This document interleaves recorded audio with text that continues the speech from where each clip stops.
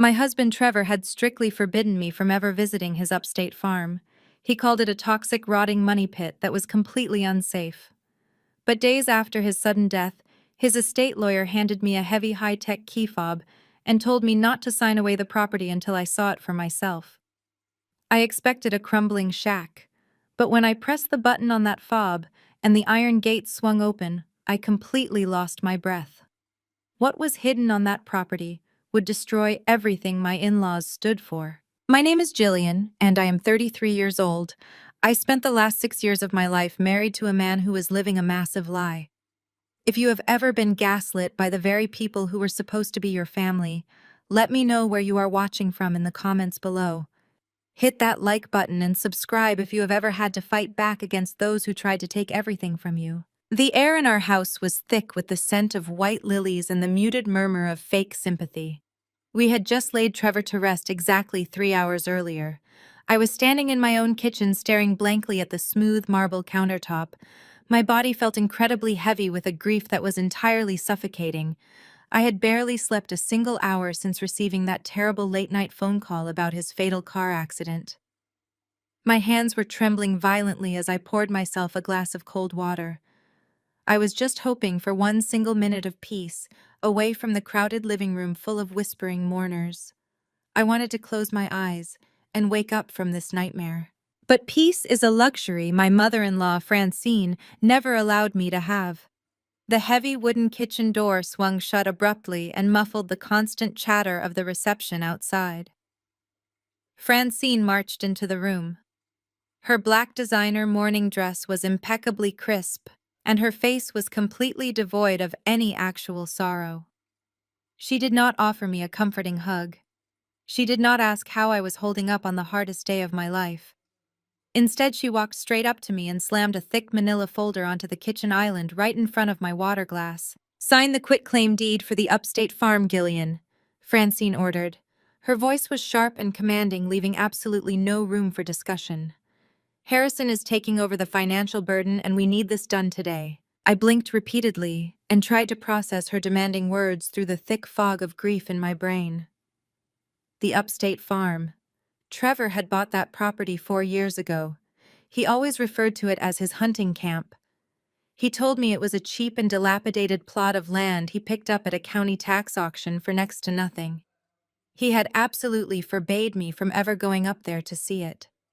He told me the soil was highly toxic from old chemical dumps, and the cabin was infested with dangerous black mold.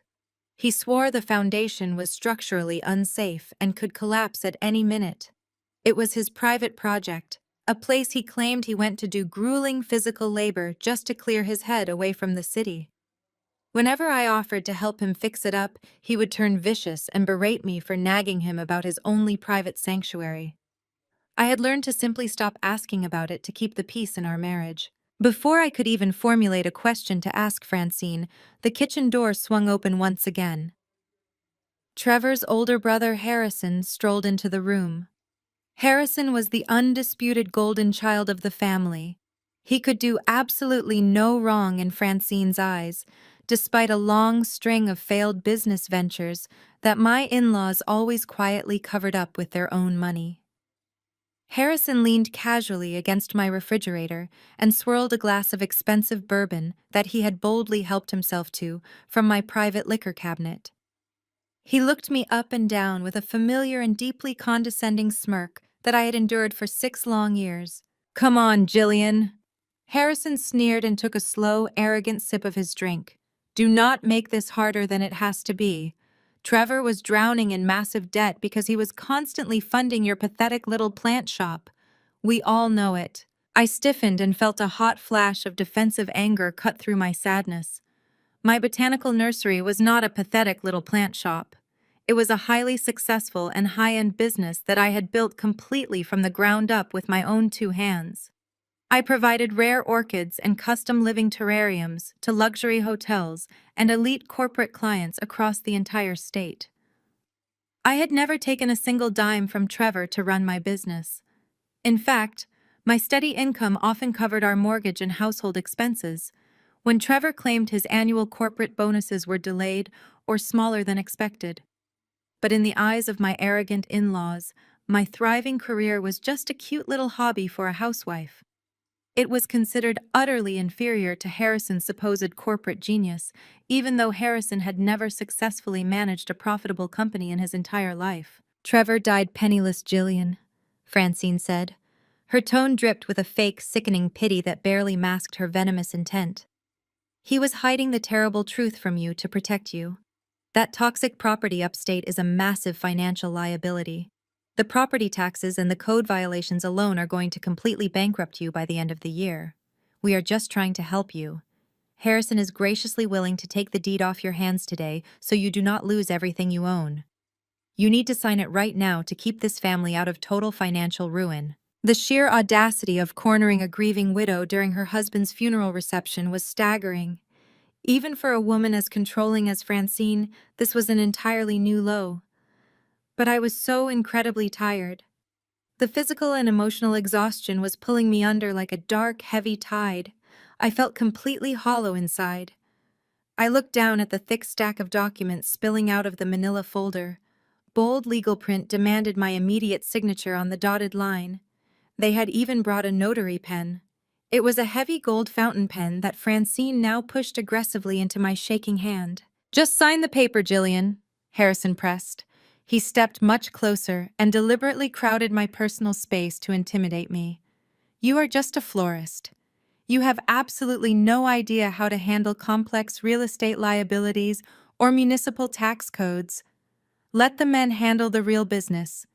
You just focus on your little flowers and try not to lose your house before the bank comes calling." The kitchen suddenly felt like it was shrinking rapidly. The combined weight of my fresh grief and my physical exhaustion, and their relentless calculated bullying, was successfully breaking my resolve. My mind was spinning with confusion and fear. I did not care about a toxic hunting camp in the middle of nowhere. If it really was a financial black hole that Trevor had secretly poured money into, maybe signing it away was the right thing to do. Maybe they were actually telling the truth for once. I lowered the heavy gold pen toward the crisp white paper. The gold tip hovered just inches above the signature line. My hand was shaking so badly I could barely grip the metal barrel. I took a shaky breath and prepared to sign away the only thing Trevor had left behind. Just as the wet ink was about to touch the page, a deep, commanding voice cut through the heavy air of the kitchen like a sharp knife. "I would strongly advise against signing that document today." I snapped my head up and gasped. Standing perfectly still in the kitchen doorway was Mr. Caldwell. He was Trevor's personal estate lawyer. He was a notoriously tight-lipped and deeply intimidating man who rarely spoke a word unless he was actively billing a client by the hour. I had only met him a handful of times during our marriage, but his intense presence commanded immediate respect. He wore a sharp, dark gray suit, and his expression was completely unreadable as his eyes locked onto the pen in my hand. Francine turned on him instantly, her eyes flashed with sudden furious panic. "This is a private family matter, Caldwell," she snapped loudly, her voice losing its composed, wealthy veneer. "We are handling Trevor's outstanding liabilities. You can leave my daughter-in-law alone and exit this house immediately." Mr. Caldwell ignored her completely. He did not even flinch at her demanding tone. He walked with measured and deliberate steps across the kitchen floor. His leather shoes tapped softly against the tile. He placed his tall frame squarely between me and my aggressive in-laws, blocking their access to the kitchen island. He reached out with a steady hand and smoothly confiscated the gold fountain pen right out of my trembling fingers. He calmly capped the pen and slipped it into the inside pocket of his suit jacket. Then, without ever looking back at Francine or Harrison, he reached deep into his other pocket. He pulled out a heavy and highly advanced electronic key fob. It was sleek and matte black, and completely unlike any traditional key you would ever use for a dilapidated hunting shack in the woods. He slid the heavy device directly into the palm of my hand and gently closed my cold fingers around it. He leaned in close to me. His voice dropped to a harsh and urgent whisper that was meant only for my ears to hear. "Do not sign anything until you drive up there. Your husband was not who you thought he was." The air in the law office was completely stagnant. heavy with the scent of lemon polish and old leather. 3 days had passed since I stood in my own kitchen and felt that mysterious electronic key fob pressed into my palm by the very man sitting at the head of the conference table. I had barely slept a single hour since the funeral. I sat alone on one side of a massive mahogany table, clutching my leather purse tightly to keep my hands from shaking. Directly across from me sat my mother-in-law Francine, my brother-in-law Harrison, and Harrison's deeply condescending wife, Vanessa. They did not look like a family in mourning. They looked like a corporate acquisition team ready to strip a bankrupt company for parts. They had even brought their own aggressive attorney, a slick man in a pinstripe suit who kept tapping an expensive pen against his legal pad with a rhythmic, threatening beat. "Let us skip the pleasantries and the legal jargon," Caldwell Harrison demanded, leaning back in his plush leather chair and crossing his arms. "We all know exactly why we are here today. My brother left a complete financial disaster behind, and we need to clean it up immediately before his mess ruins our family name." Francine adjusted her designer silk scarf and cast a look of profound pity across the table at me. "Trevor died practically penniless, Jillian." She sighed, her voice dripping with fake sympathy. "You must know that by now. He was constantly bailing out your little plant shop. Keeping your hobby afloat completely drained his personal accounts. We are just trying to handle the fallout of his generosity toward you." I stiffened in my chair, my grief momentarily eclipsed by a sharp spike of anger. "My business is a highly profitable luxury botanical nursery," I stated, keeping my voice as level as possible. "I provide rare exotic installations for high-end corporate clients across the state. I have never asked Trevor for a single dime to fund my operations. In fact, my income paid for our mortgage for the last 2 years." Vanessa let out a sharp, cruel laugh that echoed loudly in the quiet office. "Oh, please, Jillian, do not embarrass yourself. You play in the dirt all day. You are just a glorified dirt digger who arranges pretty leaves in glass bowls. Do not pretend you understand complex real estate liabilities or profit margins. Trevor shielded you from the harsh reality of your own financial failures because he felt sorry for you. He was a successful man who ruined his own credit trying to play the supportive husband to a woman who had absolutely no business sense." Mr. Caldwell did not react to their vicious taunts. He sat perfectly straight, his face a mask of absolute neutrality, and opened a thick leather-bound portfolio on his desk.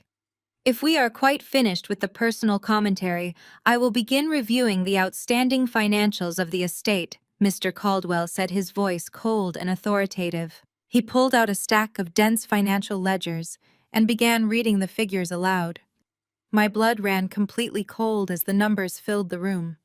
"According to the current banking records," Mr. Caldwell stated, looking directly at me, "the estate is currently encumbered by a massive $1.5 million line of credit." I gasped, feeling the air rush out of my lungs.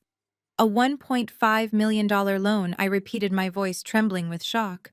"Against what asset? Trevor and I do not own anything worth that much money. Our house is heavily mortgaged." Mr. Caldwell slid a copy of a banking document across the smooth mahogany wood toward me. "The loan was taken out against the commercial property deed for your botanical nursery and heavily leveraged against the principal balance of your childhood inheritance trust," he explained calmly. "The funds were completely exhausted over the past 36 months. I stared blindly at the black ink on the white paper. The numbers blurred together as a wave of intense nausea washed over me. I looked at the bottom of the page and saw my own signature scrawled across the authorization line. But I had never seen this document before in my life. The signature was a perfect, meticulous forgery. Trevor had copied my handwriting perfectly, likely tracing it from our original home mortgage paperwork. The man I had shared a bed with for 6 years had secretly, systematically drained everything I had ever worked for and everything my late parents had left behind for my future. He had stolen $1.5 million from me while smiling in my face and eating dinner at my table. Francine waved her manicured hand in the air, entirely unbothered by the revelation of her dead son's massive felony. "A husband often has to make tough, difficult decisions for a clueless wife," Francine declared smoothly. "He was clearly just moving assets around to protect you from your own incompetence, Jillian." He probably needed the capital to cover up the massive losses your little flower shop was generating. He was being a provider. I looked at her in absolute horror. He forged my signature on federal banking documents, I said, my voice rising in disbelief. He committed massive financial fraud and stole my inheritance. Harrison slammed his hand down on the table, making the coffee cups rattle. Do not you dare accuse my brother of a crime when he is not here to defend himself, Harrison shouted, his face turning a mottled red. He was trying to save you from bankruptcy. Now you owe the bank $1.5 million that you obviously cannot pay back. You are going to lose your business and your house by the end of the month. The slick corporate attorney sitting next to Harrison finally stopped tapping his pen and slid a single crisp document across the table toward me. That is exactly why we are here today, to help you, the attorney said with a greasy smile. My clients are willing to assume the entire $1.5 million debt. They will pay off the bank completely and save you from total financial ruin. In exchange, all you have to do is sign this quitclaim deed officially transferring ownership of Trevor's upstate hunting farm over to Harrison. It is a very generous offer considering you brought absolutely nothing of value to this marriage. I looked down at the quitclaim deed. It was the exact same demand they had made in my kitchen while my husband's funeral guests were still eating sandwiches in my living room. The aggressive desperation in their voices was palpable. They were trying to bully me into signing away a piece of property I had never even been allowed to see. Trevor had spent our entire marriage describing the upstate farm as a toxic, hazardous wasteland full of black mold and sinking foundations. He claimed it was a worthless money pit. Why would you possibly want to assume a massive $1.5 million debt just to take ownership of a rotting hunting cabin built on toxic soil? I asked, narrowing my eyes at Harrison. Because it has sentimental family value. Harrison snapped too quickly, avoiding my direct gaze. It was Trevor's place. We want to keep it in the family to honor his memory.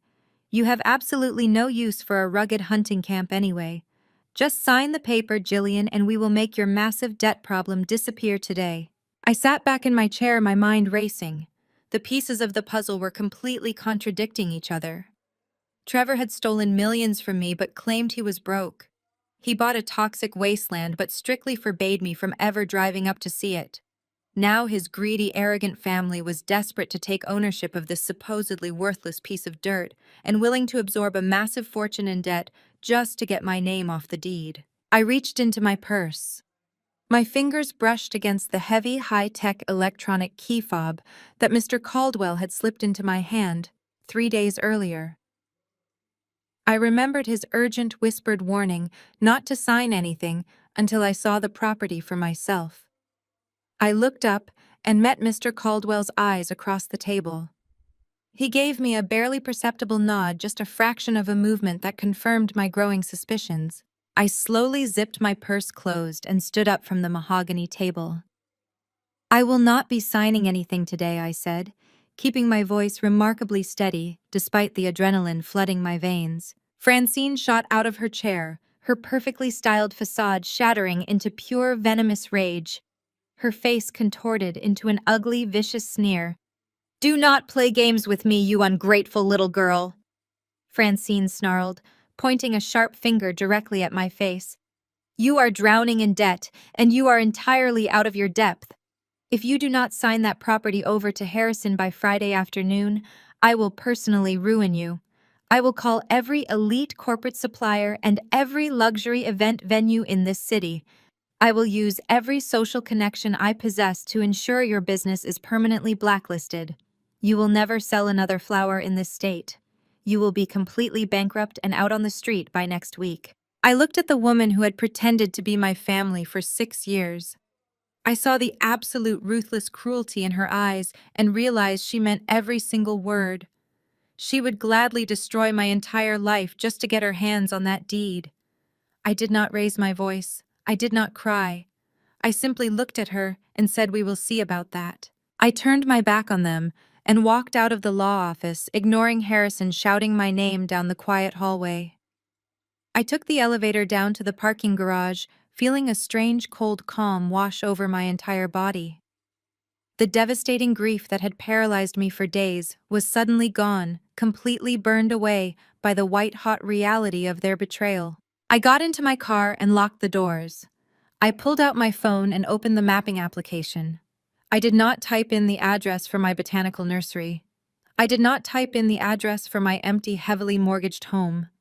Instead, I pulled up the tax documents Mr. Caldwell had provided and typed the exact rural coordinates for Trevor's forbidden upstate property into my GPS. The digital voice of the navigation system instructed me to merge onto the highway for a 3-hour drive north. I put the car in drive and gripped the steering wheel tightly. I was going to find out exactly what my husband had stolen $1.5 million to build, and why my deeply arrogant in-laws were so incredibly desperate to take it from me. The tires of my car squealed against the slick concrete of the parking garage as I drove toward the exit. My hands gripped the leather steering wheel so tightly that my knuckles turned completely white. My heart was pounding a frantic rhythm against my ribs. I merged onto the busy interstate and pointed my car north, leaving the towering glass buildings of the city behind me. The digital clock on my dashboard read 2 in the afternoon. I had a 3-hour drive ahead of me to reach the rural coordinates programmed into my navigation system. For the first hour, I drove in complete silence. The only sound was the hum of the engine and the rush of wind against the windows. The shock of the lawyer's office was slowly wearing off, leaving behind a cold and sharp clarity. Trevor had stolen $1.5 million from me. He had forged my signature. He had leveraged my childhood inheritance and the botanical nursery I built from scratch. He had done all of this while looking me straight in the eye and lying about our finances every single day of our marriage. As the city landscape gave way to the sprawling green suburbs, my mind began to replay every conversation we ever had about the upstate property. Trevor had bought the land 4 years ago. He told me it was a cheap tax foreclosure, a piece of unwanted dirt with a rotting cabin that nobody else wanted. I remembered standing in our kitchen early one Friday morning, packing him a lunch for his weekend trip. I had asked him simply and warmly if I could finally come with him. I told him I wanted to see where my husband spent half of his life. I told him I did not mind roughing it for a weekend. Trevor had slammed his coffee mug down on the counter so hard that hot liquid spilled over the edges. He turned to me, with eyes full of cold annoyance. He told me to drop the subject immediately. He said the property was a hazardous dump and that I would absolutely hate it. He claimed the area was swarming with aggressive wildlife and lacked basic plumbing. When I gently pushed back and said I just wanted to be with him, his annoyance quickly turned into vicious anger. He accused me of suffocating him. He said he worked grueling hours to support my pathetic little plant hobby, and he deserved one single place on earth that was just his. He told me I was being selfish and demanding. I had backed down immediately and apologized for nagging him. I spent that entire weekend feeling incredibly guilty while he was allegedly freezing in a broken cabin. The highway narrowed into a 2-lane state road as I drove deeper into the northern counties. Thick forests of pine and oak began to line the shoulders of the road. The memory of his manipulation made me press my foot harder on the gas pedal. I remembered another fight we had about the property just last year. I had noticed large withdrawals from our joint checking account.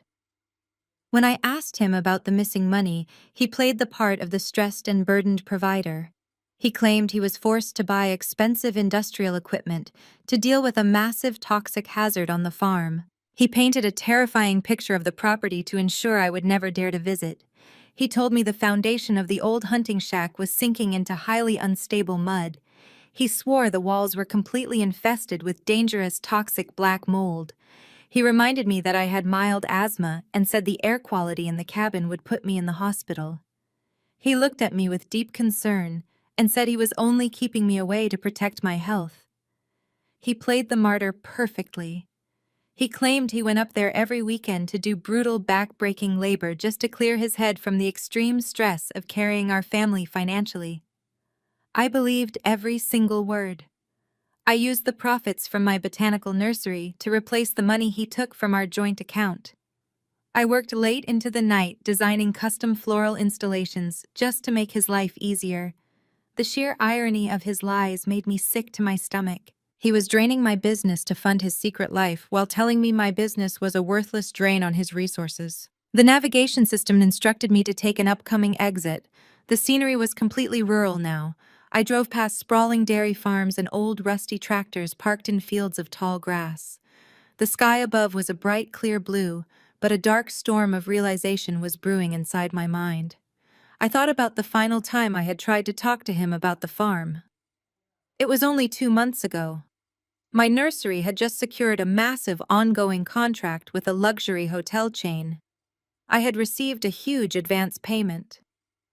I sat down with Trevor and excitedly offered to use that money to fix his sanctuary. I told him we could hire professional contractors to safely remove the black mold and stabilize the sinking foundation. I wanted to give him a safe place to relax. His reaction was explosive and terrifying. He stood up from the dinner table and pointed a finger directly at my face. He told me to leave it alone. He commanded me to stop nagging him about his private retreat. He shouted that I cared more about fixing a rotting cabin than I cared about his actual mental health. He said my constant pestering was driving him away. He made me feel like a horrible, unsupportive wife for offering to help him. He gaslit me into believing that my kindness was actually a form of toxic control. I had cried myself to sleep that night completely unaware that my husband was actively stealing millions of dollars from me to fund whatever was hiding at the end of this road. Turn right onto County Road 9, the digital voice of the GPS announced, breaking through my dark thoughts. I flicked my turn signal and steered the car onto a smaller road.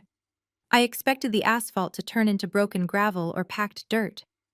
Trevor had always complained about the brutal off-road driving required to reach his cabin. He claimed he constantly needed new tires because the path was so rugged and unmaintained. I braced myself for a rough and bumpy ride. Instead, my tires glided smoothly onto a pristine and flawlessly paved blacktop road. The surface was incredibly fresh and dark, without a single pothole or crack in sight. The wild, unkempt trees that bordered the county road suddenly gave way to perfectly manicured landscaping. Tall, elegant oak trees were planted at exact intervals, lining the sides of the street like soldiers on parade. The grass on the shoulders was mowed to absolute perfection. This was not an abandoned logging trail. This was the entrance to an elite private estate. My heart hammered against my ribs as I drove slowly down the flawless road. I covered exactly 1 mile before the road widened into a grand circular turnaround. I pressed the brakes and brought the car to a complete stop. I stared through the windshield in absolute disbelief. I had fully expected to find a rusty chain-link fence held together by padlocks and warning signs. I expected to see danger signs warning trespassers of toxic waste and unstable structures. What stood before me was a towering state-of-the-art wrought iron security gate. The massive black iron doors were set between two enormous pillars made of hand-carved river stone. Elegant copper lanterns sat atop the pillars, glowing warmly in the afternoon light. High-definition security cameras were mounted discreetly on the stone, tracking my car with smooth robotic precision. A sleek digital keypad stood on a metal pedestal waiting for an access code. The entire setup screamed of extreme wealth and high-level security. My hands shook violently as I put the car in park. I reached into my leather purse and pulled out the heavy matte black key fob that Mr. Caldwell had given me. The device felt cold and heavy in my palm. It had 3 simple buttons. I stared at the gate and then down at the fob. My breath hitched in my throat. Trevor had told me he slept on a cot in a moldy room. He told me he used a bucket for water. He told me he was broke. I aimed the electronic fob directly at the digital keypad and pressed the top button. A soft electronic chime echoed through the quiet air. A small green light flashed on the stone pillar. Without a single sound, the massive wrought iron gates began to swing open. There was no screeching of rusty hinges. There was no grinding of old metal. The heavy gates glided inward with the silent grace of expensive top-tier engineering. The path ahead was completely clear. I shifted the car back into drive and pressed the gas pedal. I rolled slowly past the stone pillars and onto the private grounds. The paved road began to wind its way up a very steep and incredibly long hill. The landscaping on either side of the road was breathtaking. Meticulous garden beds filled with rare imported flowers and perfectly trimmed hedges lined the drive. I recognized several highly expensive botanical varieties that cost thousands of dollars to import and maintain.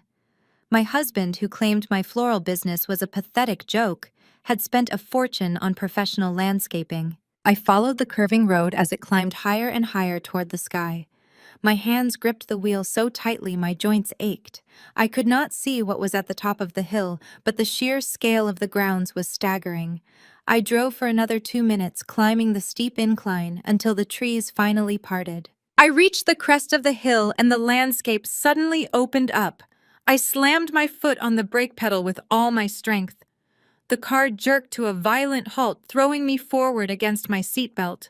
I threw the gear shift into park and stared out the windshield. The breath completely left my lungs. My mouth fell open in total silent shock. There was no rotting hunting cabin.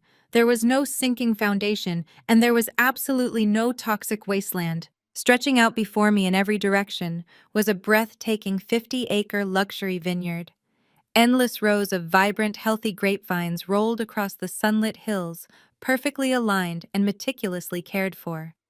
The green leaves shimmered in the afternoon light, but the vines were only the beginning. Sitting proudly in the very center of the vast estate was a massive multi-million-dollar modern rustic event lodge. It was a masterpiece of luxury architecture.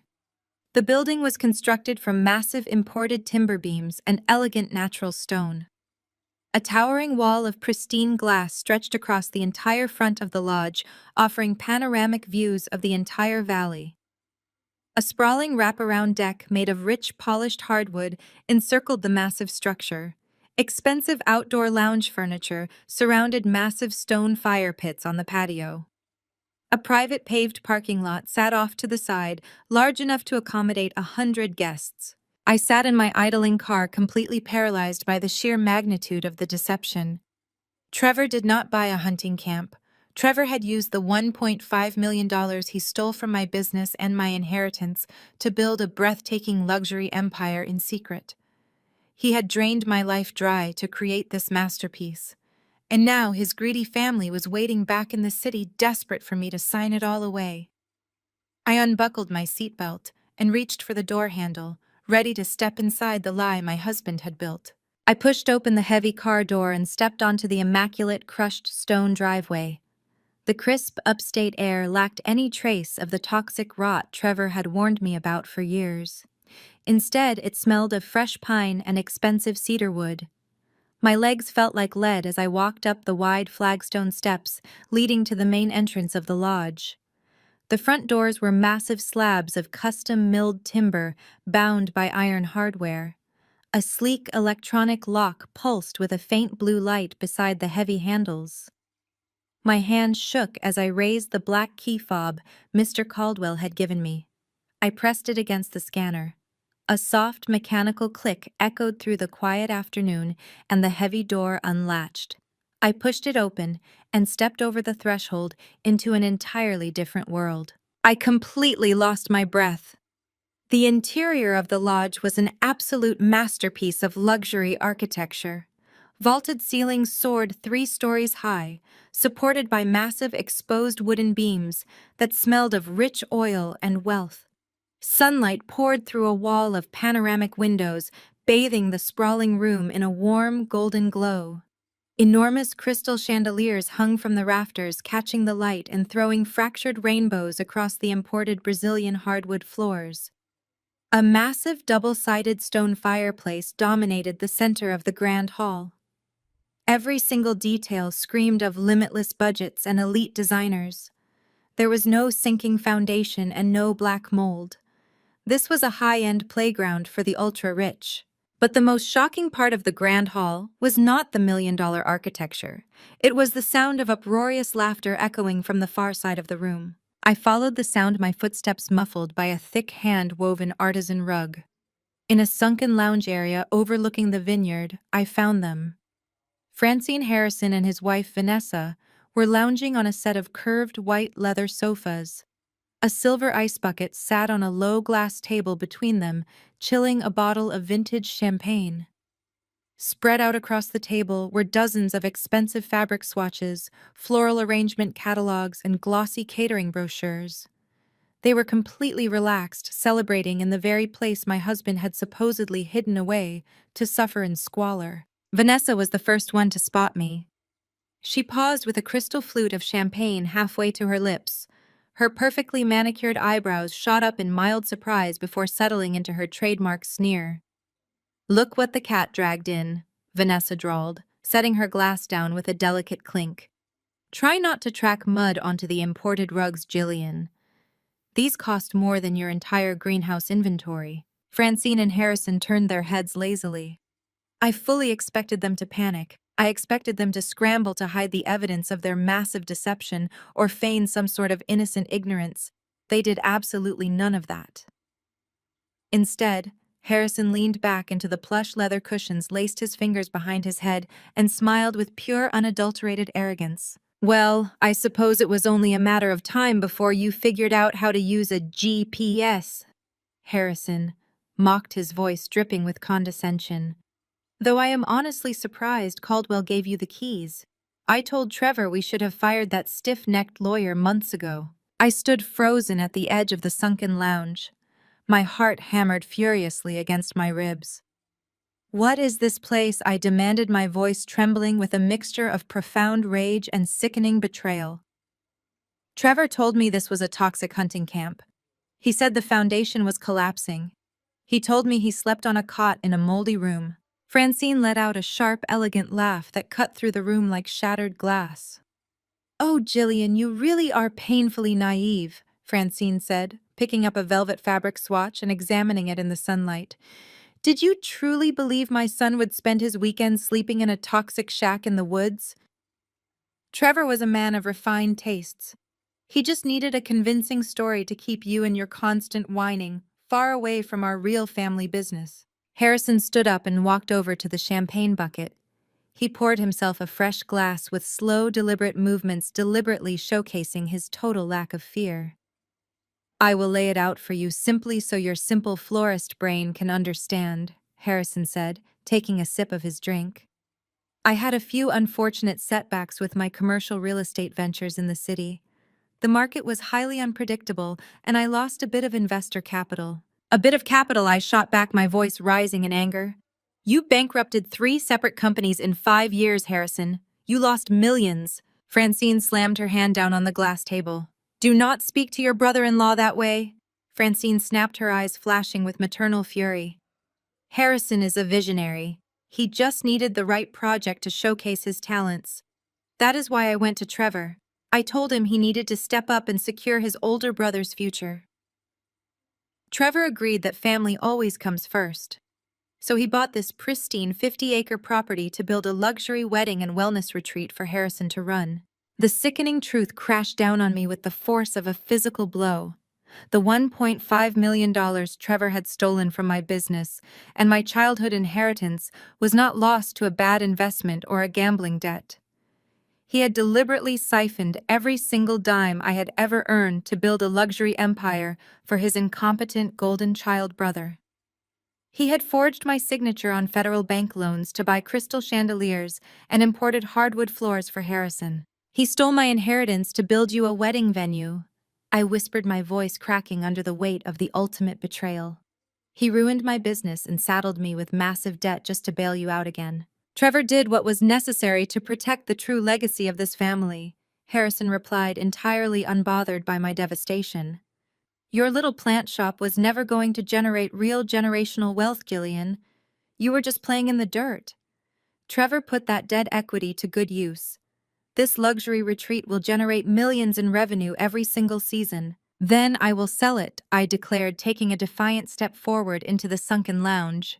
If my stolen money built this place, then I own it. I will sell this entire vineyard tomorrow and pay off the fraudulent loans Trevor took out in my name. You will not get a single dime."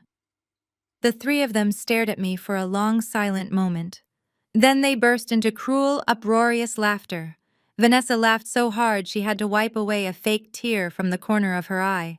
"You really do not understand how the real world works, do you, Jillian?" Vanessa mocked, shaking her head in pity.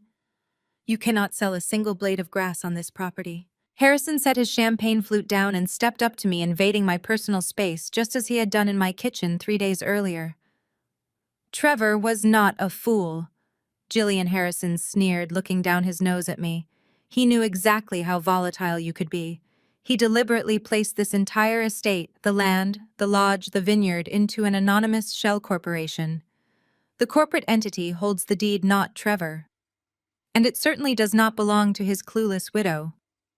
You have absolutely zero legal rights to this property. You cannot sell it. You cannot claim it.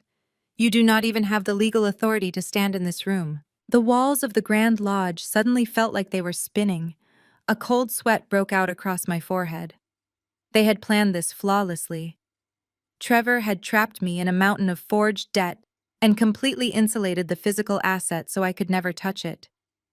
I was going to lose my business, my childhood home, and my entire future while Harrison popped expensive champagne in a luxury resort paid for with my money. You have exactly 10 minutes to leave my property, Harrison commanded, his voice dropping to a harsh, threatening growl. If your car is not outside the front gates by the time I finish this glass of champagne, I am going to call the local police. I will have you arrested for criminal trespassing and breaking and entering. Now get out of my house. I looked at Francine, hoping to find even a shred of human decency in the woman who had called me her daughter for 6 years. She simply turned her back to me and picked up another glossy catering brochure, completely dismissing my existence. I had lost. They had successfully orchestrated the perfect financial execution and left me holding the bag. A crushing wave of absolute defeat settled heavily over my shoulders. I felt the tears of sheer frustration burning the backs of my eyes, but I refused to let them see me cry. I turned around and began the long, humiliating walk across the imported hardwood floors toward the massive front doors. Every step felt like I was wading through thick, heavy mud. My mind raced, frantically searching for any possible way out of this nightmare, but the legal reality was a brick wall. If the property was locked inside an anonymous shell corporation, I was completely powerless. I reached the grand entryway and pushed open the heavy timber door, the afternoon sunlight suddenly feeling harsh and unforgiving. I stepped out onto the flagstone porch and let the heavy door click shut behind me, sealing my arrogant in-laws inside their stolen palace. I kept my head down and started walking toward my car, preparing for the long, agonizing drive back to a city where I owed $1.5 million to a ruthless bank. But as I reached the bottom of the stone steps, a sudden movement caught the corner of my eye. Someone was standing perfectly still in the deep, cool shadows of the wraparound hallway that ran along the exterior of the lodge. I stopped breathing. A tall figure stepped out of the darkness and into the fading afternoon light, blocking my path to the parking lot. The man stepped completely out of the long shadows cast by the overhanging roof and moved directly into the path of the afternoon sun. He was tall and broad-shouldered, wearing faded denim work jeans and scuffed heavy leather boots that were coated in a fine layer of pale vineyard dust. A dark canvas jacket was zipped tightly over a gray thermal shirt. His face was weathered and lined from years of grueling outdoor labor, and his dark eyes were sharp, calculating, and entirely focused on me. I froze instantly on the flagstone path.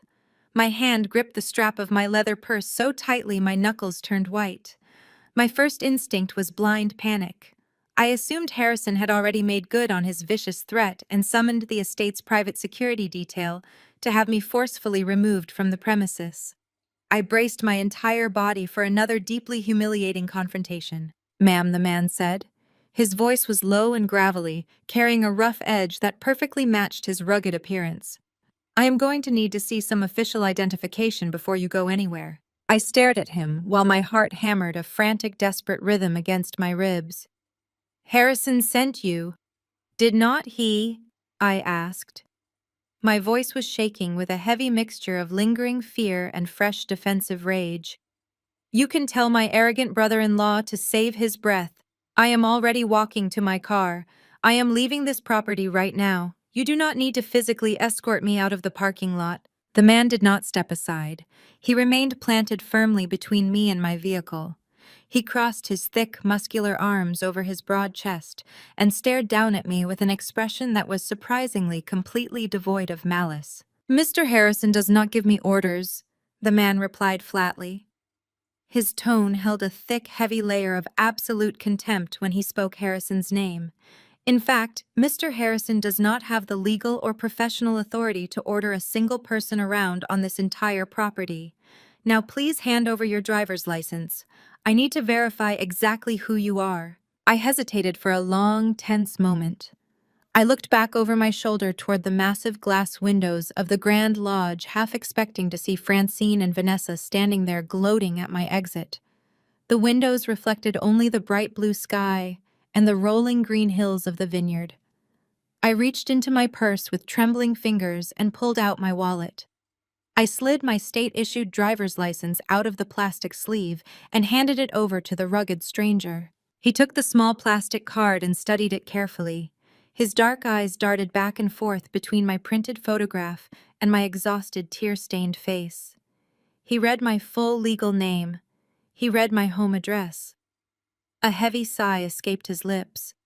He handed the card back to me and looked up past my shoulder toward the towering luxury lodge. His jaw clenched tight and a look of profound, absolute disgust washed over his weathered features. "My name is Jackson," he said, extending a large, calloused hand toward me. "I am the chief operations manager for this entire estate. I oversee the vineyard, the event staff, and the groundskeeping crew. I have been watching those three vultures sitting in the lounge drinking expensive champagne all afternoon. They think they own this place because Trevor promised it to them." I shook his hand tentatively. His grip was firm and grounding. "He promised it to them," I repeated, my voice cracking slightly. "Trevor built this entire luxury empire with money he stole from my business. He forged my signature on federal bank loans to buy this land and construct that building. Now Harrison says the property is locked inside an anonymous shell corporation and I have absolutely no legal rights to it. He gave me 10 minutes to leave before he calls the police to arrest me for trespassing." Jackson let out a harsh, humorless laugh that sounded like rocks grinding together. "Harrison is an arrogant fool who has never worked a hard day in his entire miserable life," Jackson stated bluntly. "He has been strutting around this property for the last 3 days, acting like he is the supreme king of the valley. He has been barking orders at my agricultural staff and demanding immediate changes to the event menus without knowing the first thing about soil pH levels or hospitality logistics. He is a walking disaster who is going to run this beautiful vineyard straight into the ground by the end of the harvest season." I looked down at the paved driveway, feeling the crushing weight of reality pressing heavily against my shoulders.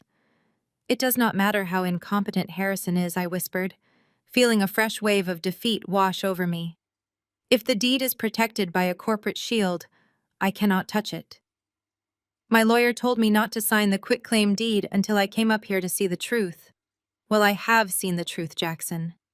My husband was a monster who robbed me blind to fund his brother's failures. And now I am going to lose my botanical nursery and my childhood home to pay off the bank." Jackson stepped closer to me and lowered his voice.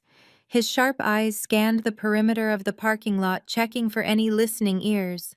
"You need to come with me right now," Jackson instructed urgently. "Where?" I asked, taking a cautious step back. "I told you I have to leave before they call the cops." "They are not going to call the cops on you," Jackson assured me, his voice steady and remarkably calm. "And you are not leaving this property until I show you exactly how this entire operation is structured." Trevor was a brilliant liar, but he was also incredibly paranoid. He did not trust his mother, and he certainly did not trust his idiot brother. "Follow me." Jackson turned on his heavy leather boots and began walking briskly away from the parking lot. He did not head toward the grand front doors of the luxury lodge. Instead, he led me down a narrow gravel path that curved tightly around the side of the massive stone building. The path was hidden from the main driveway by a thick, towering wall of perfectly manicured evergreen hedges. I hesitated for a fraction of a second before my desperate need for answers propelled my feet forward. I hurried down the gravel path to keep pace with his long, sweeping strides. We walked in silence for several minutes, wrapping completely around the back of the enormous event center. The rear of the property featured a sprawling stone patio that overlooked the rolling rows of grapevines dipping down into the lush green valley. Jackson bypassed the patio entirely and led me toward a small, unassuming standalone building tucked neatly into the shadow of the main lodge. It was constructed of the same dark timber and natural stone, but it lacked any decorative windows or welcoming glass doors. Thick climbing ivy covered most of the exterior walls, intentionally camouflaging the structure from the rest of the estate. "What is this place?" I asked, my breathing slightly elevated from the rapid walk. "This is the central nervous system of the entire estate," Jackson explained, stopping in front of a heavy reinforced steel door that was painted a dark matte brown. "This is the secure management office. It houses the primary computer servers, the physical security feeds, and the master corporate files." Jackson reached out and lifted a small sliding metal panel on the wall next to the heavy door. Underneath the panel was a sleek glowing digital keypad and a biometric fingerprint scanner. He punched in a long, complex numerical code and then pressed his right thumb firmly against the glowing green glass of the scanner. A loud mechanical clank echoed from inside the thick steel door as the heavy internal deadbolts retracted. Trevor was utterly obsessed with absolute control. Jackson continued pushing his shoulder against the steel door to swing it open. He hired me to build this place from the dirt up because he knew I ran the best agricultural crew in the state. But he treated my team like absolute garbage. He was condescending and cruel. He constantly bragged on the phone about his brilliant financing strategies and how he was pulling cash out of thin air. I knew he was siphoning money from somewhere illicit, but he kept the details locked down tight. We stepped into the office and Jackson hit a light switch. The room was surprisingly cold, heavily air-conditioned to protect the towering racks of black computer servers humming loudly in the corner. The walls were lined with large metal filing cabinets. A massive wrap-around desk dominated the center of the room, supporting 3 large high-definition computer monitors. "Francine and Harrison do not have the access codes to this room," Jackson stated, walking around the desk and tapping the keyboard to wake the glowing monitors. Trevor explicitly programmed the security system to lock his own family out of the management servers. He wanted them to have the illusion of power, while he maintained total absolute dominance over the actual assets. I stood in the center of the chilly room, wrapping my arms around myself. "Why are you helping me?" I asked, staring at his broad back as he typed rapidly on the keyboard. "If Trevor hired you, why are you showing me this?" "Because I despise bullies," Jackson answered without looking away from the glowing screens. "I hated Trevor's arrogant guts, and I despise Harrison's pathetic incompetence. I have poured my blood and sweat into this soil for 4 years to make this vineyard thrive. I am not going to watch a spoiled, entitled brat destroy my life's work just because his mommy handed him the keys. I have been waiting for the real owner of this money to finally show up." Jackson clicked his computer mouse several times, opening a series of encrypted digital folders. He navigated through a maze of complex legal documents and dense financial ledgers. The bright light from the monitors reflected off his serious, weathered face. "Harrison was telling you the truth about one thing," Jackson said, his fingers flying across the keyboard. "Trevor did place this entire 50-acre estate, the luxury lodge, the vineyards, and the corporate bank accounts, into an anonymous shell corporation. It is a highly complex limited liability company, designed to completely mask the identity of the true owner and shield the assets from standard audits." I felt a heavy sinking sensation in my chest. Then Harrison was right. I whispered, my voice barely audible over the loud humming of the cooling fans. "I cannot touch it. I cannot sell it. I am trapped with a $1.5 million debt." Jackson stopped typing. He took a slow, deep breath and turned the center computer monitor around so it directly faced me. The screen displayed a highly official corporate registration document stamped by the state government. "Mr. Trevor made a fatal mistake with the LLC paperwork. Ma'am," Jackson says, pulling up the master deeds and corporate filings. "Let me show you the real books. You are not a trespasser here. You are the landlord." I leaned closer to the glowing computer monitor, my eyes scanning the dense legal jargon filling the bright screen. Jackson pointed a calloused, thick finger at the top of the digital document. There, typed in bold black letters, was my full legal name, followed by my exact social security number. I blinked rapidly, trying to force the words into a logical sequence that made sense. I asked Jackson what I was looking at, and why my personal information was listed on the master deed of a property I had never seen before today. Jackson pulled up a secondary screen showing the state registration files and a series of complex tax documents. Trevor was a lot of things, but he was mostly a greedy coward, Jackson stated, keeping his voice low and steady. He siphoned $1.5 million out of your business and your trust fund to acquire this land and begin the initial construction. If he had registered this massive 50-acre property and the newly formed corporate entity under his own name, it would have triggered massive capital gains taxes. It also would have thrown a giant red flag to the federal auditors who monitor high net worth individuals. He needed a pristine financial background to shield the stolen assets, so he used yours. I stared at the screen as the horrifying brilliance of my dead husband's scheme washed over me. Trevor had stolen my money to buy the land, and then he registered the land under my identity to hide his theft from the government. He had essentially used me as an unwitting money launderer. He made you the sole managing member of the limited liability company, Jackson explained, tapping the glass of the monitor. He did not list himself as a partner or a co-owner. He completely removed his name from the deed to avoid triggering an audit by the Internal Revenue Service. He maintained total control by simply hiding behind your pristine credit rating and your clean business record. He forged your signature on the operating agreement just like he forged it on the federal bank loans. But that means my voice trailed off as the realization hit me with the physical force of a freight train. That means you own it, Jackson said, turning his chair to face me directly. Legally speaking, Trevor owned absolutely nothing. His family owns absolutely nothing.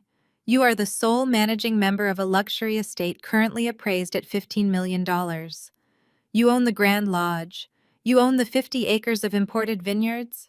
You own the custom furniture, the crystal chandeliers, and the very ground Harrison is standing on right now. The heavy chill of the server room suddenly vanished entirely, replaced by a hot, surging rush of adrenaline. The crushing weight of the $1.5 million debt that had been suffocating me for days instantly evaporated from my shoulders. I did not owe a massive debt on a worthless piece of toxic swampland. I was the sole legal owner of a $15 million empire. Francine and Harrison were sitting in my sunken lounge drinking my vintage champagne and threatening me with police action for standing on my own property. They do not know. I whispered, my eyes wide as I looked at Jackson. Harrison said the property was in an anonymous shell corporation. He thinks Trevor set it up to protect the assets from me. Jackson let out a low rumble of a laugh that sounded like heavy stones grinding together. Harrison is too lazy to do a basic title search, and Francine is too arrogant to believe a florist could outsmart her. They saw a corporate entity name on the front gate and assumed Trevor left it for them. Your husband told his mother and brother that this place was his secret legacy project.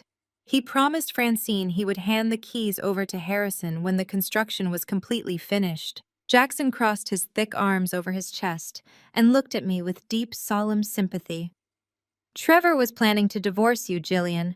He was going to blindside you with the massive fraudulent debt, leave you bankrupt, and transfer the corporate ownership to his brother before you ever knew what hit you. But the aneurysm got him first. He died before he could sign the transfer papers. I placed my hands flat on the cool, smooth surface of the wrap-around desk. My husband had planned to destroy my entire life and leave me homeless while he and his arrogant family built generational wealth using my stolen money. The betrayal was so absolute and so profound that it transcended grief entirely. There was no sadness left in my body. There was only a cold, razor-sharp focus. The woman who had cried in the kitchen 3 days ago was dead. I am going to sell it, I declared, looking at the staggering appraisal value on the screen. I am going to sell this entire estate tomorrow. I will pay off the fraudulent bank loans Trevor took out in my name, and I will leave Francine and Harrison with absolutely nothing. Jackson shook his head slowly. He reached for the computer mouse and opened a new encrypted folder labeled Event Logistics. You might want to wait before you put up a for sale sign at the front gate. Selling the property fixes your debt, but it does not put Harrison behind bars. And trust me, ma'am, Harrison deeply deserves to be behind bars. Jackson brought up a complex master spreadsheet filled with dates, names, and massive financial figures. This is the booking software for the upcoming wedding season, Jackson explained, his gravelly voice dropping to a serious register. This venue is highly exclusive. We only host elite high net worth clients, politicians, celebrities, and corporate executives. The property officially opens for events next month. Over the past 3 weeks since Trevor died, Harrison assumed he was the untouchable legal owner. He has been taking calls from frantic brides and aggressive luxury event planners. Jackson clicked on a specific cell in the spreadsheet, highlighting a long column of routing numbers and bank transfer receipts. Harrison has been aggressively pre-selling luxury wedding packages for the entire upcoming year. He demands the deposits be paid in full, entirely in cash, or direct wire transfer. He tells the wealthy clients it is a strict requirement to secure their date at such a prestigious new venue. I looked at the total sum calculating at the bottom of the spreadsheet. My stomach dropped completely. The number was absolutely staggering. He has collected $2.4 million in cash deposits over the last 21 days, Jackson stated, his voice hard with absolute disgust. But he is not putting that money into the estate's operating account. I monitor the commercial banking lines to pay the landscaping crews and the maintenance staff. The operating account is completely empty. Harrison has been quietly funneling every single dime of those luxury deposits into his own private offshore accounts. He is hiding the money in the Cayman Islands. I stared at the offshore routing numbers glowing brightly on the screen. He is stealing the deposits, I said, my mind racing to comprehend the sheer scale of his reckless greed. He is committing massive federal wire fraud, Jackson corrected sharply.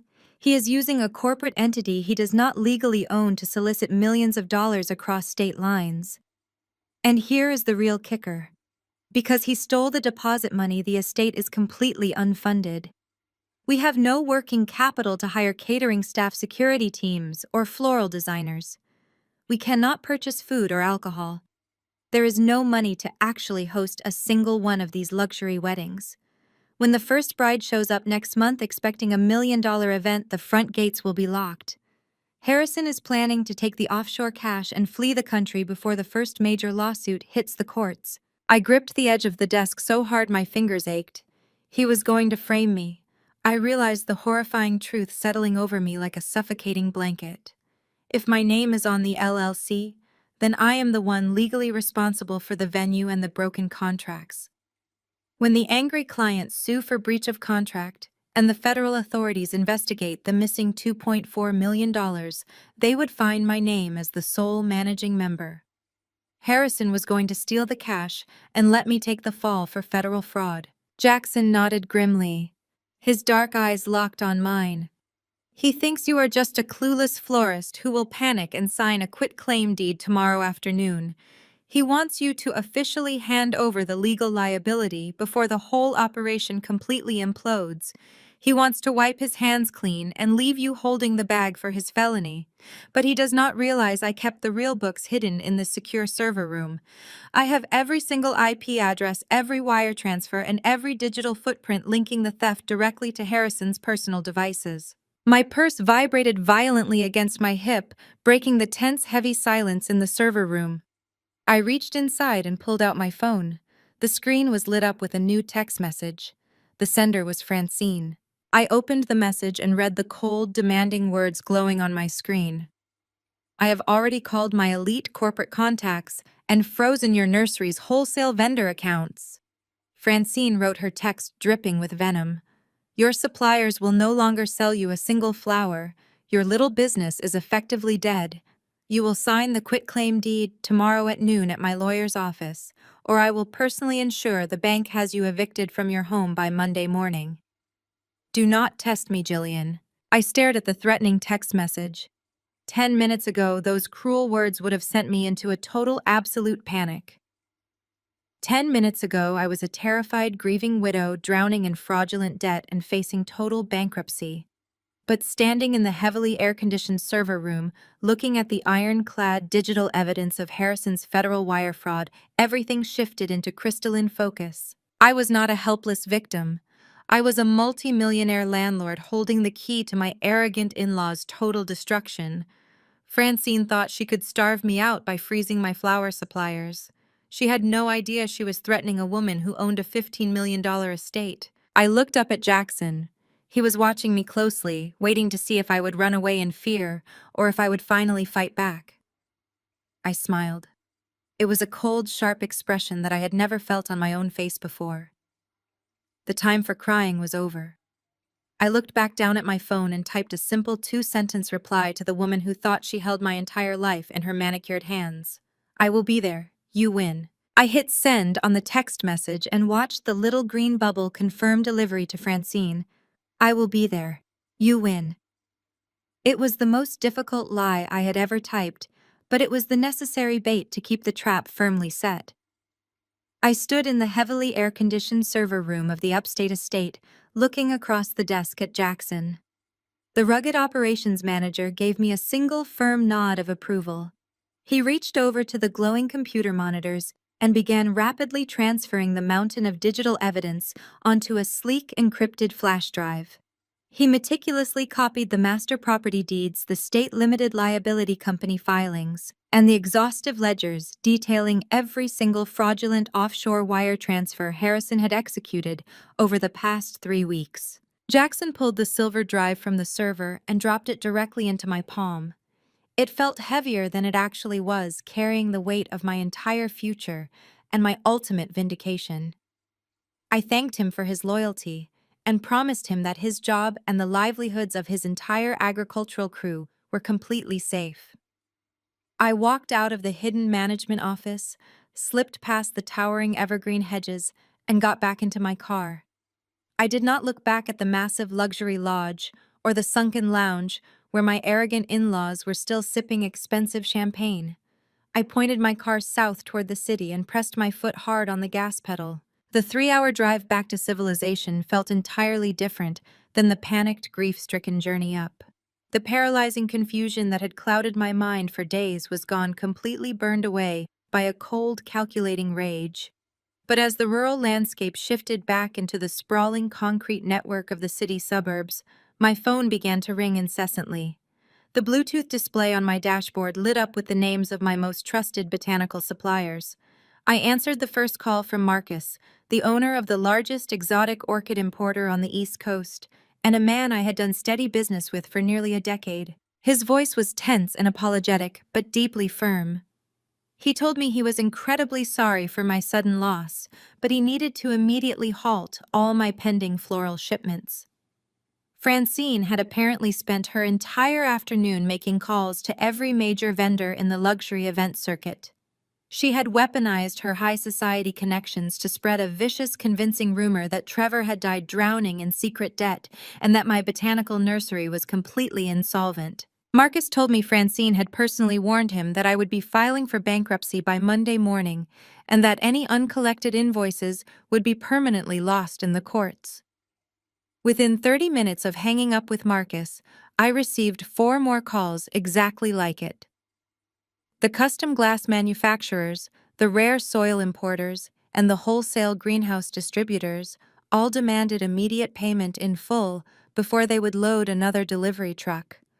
Francine was systematically suffocating the business I had spent 10 years building with my own 2 hands. She was using her immense wealth and her established social status to choke off my supply lines, hoping to incite a total panic. She wanted me to feel utterly destitute, so I would blindly sign away my $15 million estate for absolute pennies just to survive the week. She thought she was tightening a noose around my neck. She had absolutely no idea she was just handing me the rope I would use to hang her son. I did not drive to my nursery to assess the damage, and I certainly did not go back to my empty, heavily mortgaged house. Instead, I drove directly to the private residential address Mr. Caldwell had discreetly slipped into my hand 3 days earlier. It was past 8 in the evening when I pulled up to his modest brick townhouse on a quiet, tree-lined street. He opened the heavy wooden door before I even knocked, his sharp eyes scanning the empty sidewalk behind me to ensure I had not been followed. I stepped inside his dimly lit study and dropped the silver flash drive along with a thick stack of printed documents onto his polished antique desk. I told him to look at what Trevor had actually built with my stolen money. Caldwell plugged the drive into his secure laptop. I sat in a leather wingback chair and watched his normally stoic professional face cycle through sheer shock, utter disbelief, and finally profound legal admiration. He clicked through the master property deeds, the state tax filings, and the corporate registration documents Jackson had provided. He leaned back in his chair and let out a long, slow breath that ruffled the papers on his desk. Trevor was a brilliant criminal, but an absolute fool, Caldwell muttered, shaking his head as he stared at the screen. He was so terrified of triggering a federal tax audit that he completely legally isolated himself from his own masterpiece. By registering this limited liability company solely under your Social Security number and naming you as the exclusive managing member, he inadvertently made you the absolute undisputed owner of a $15 million luxury estate. I asked Caldwell what this meant for the massive $1.5 million line of credit Trevor had taken out by forging my signature. I needed to know if I was still going to lose my house and my business to the bank by the end of the month. Caldwell smiled a thin, predatory smile that instantly put me at ease. It changes absolutely everything, he explained, turning the laptop so I could see the glowing financial summaries.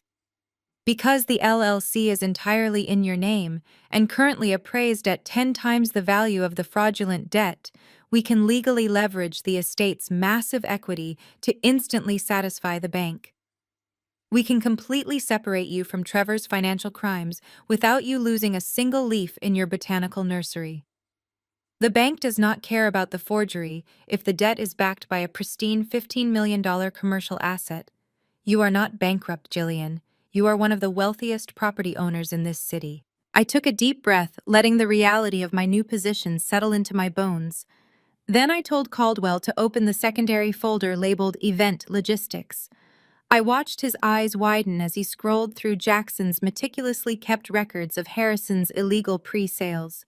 I explained how my deeply arrogant brother-in-law had been aggressively selling luxury wedding packages for a venue he did not legally own and had no authority to operate.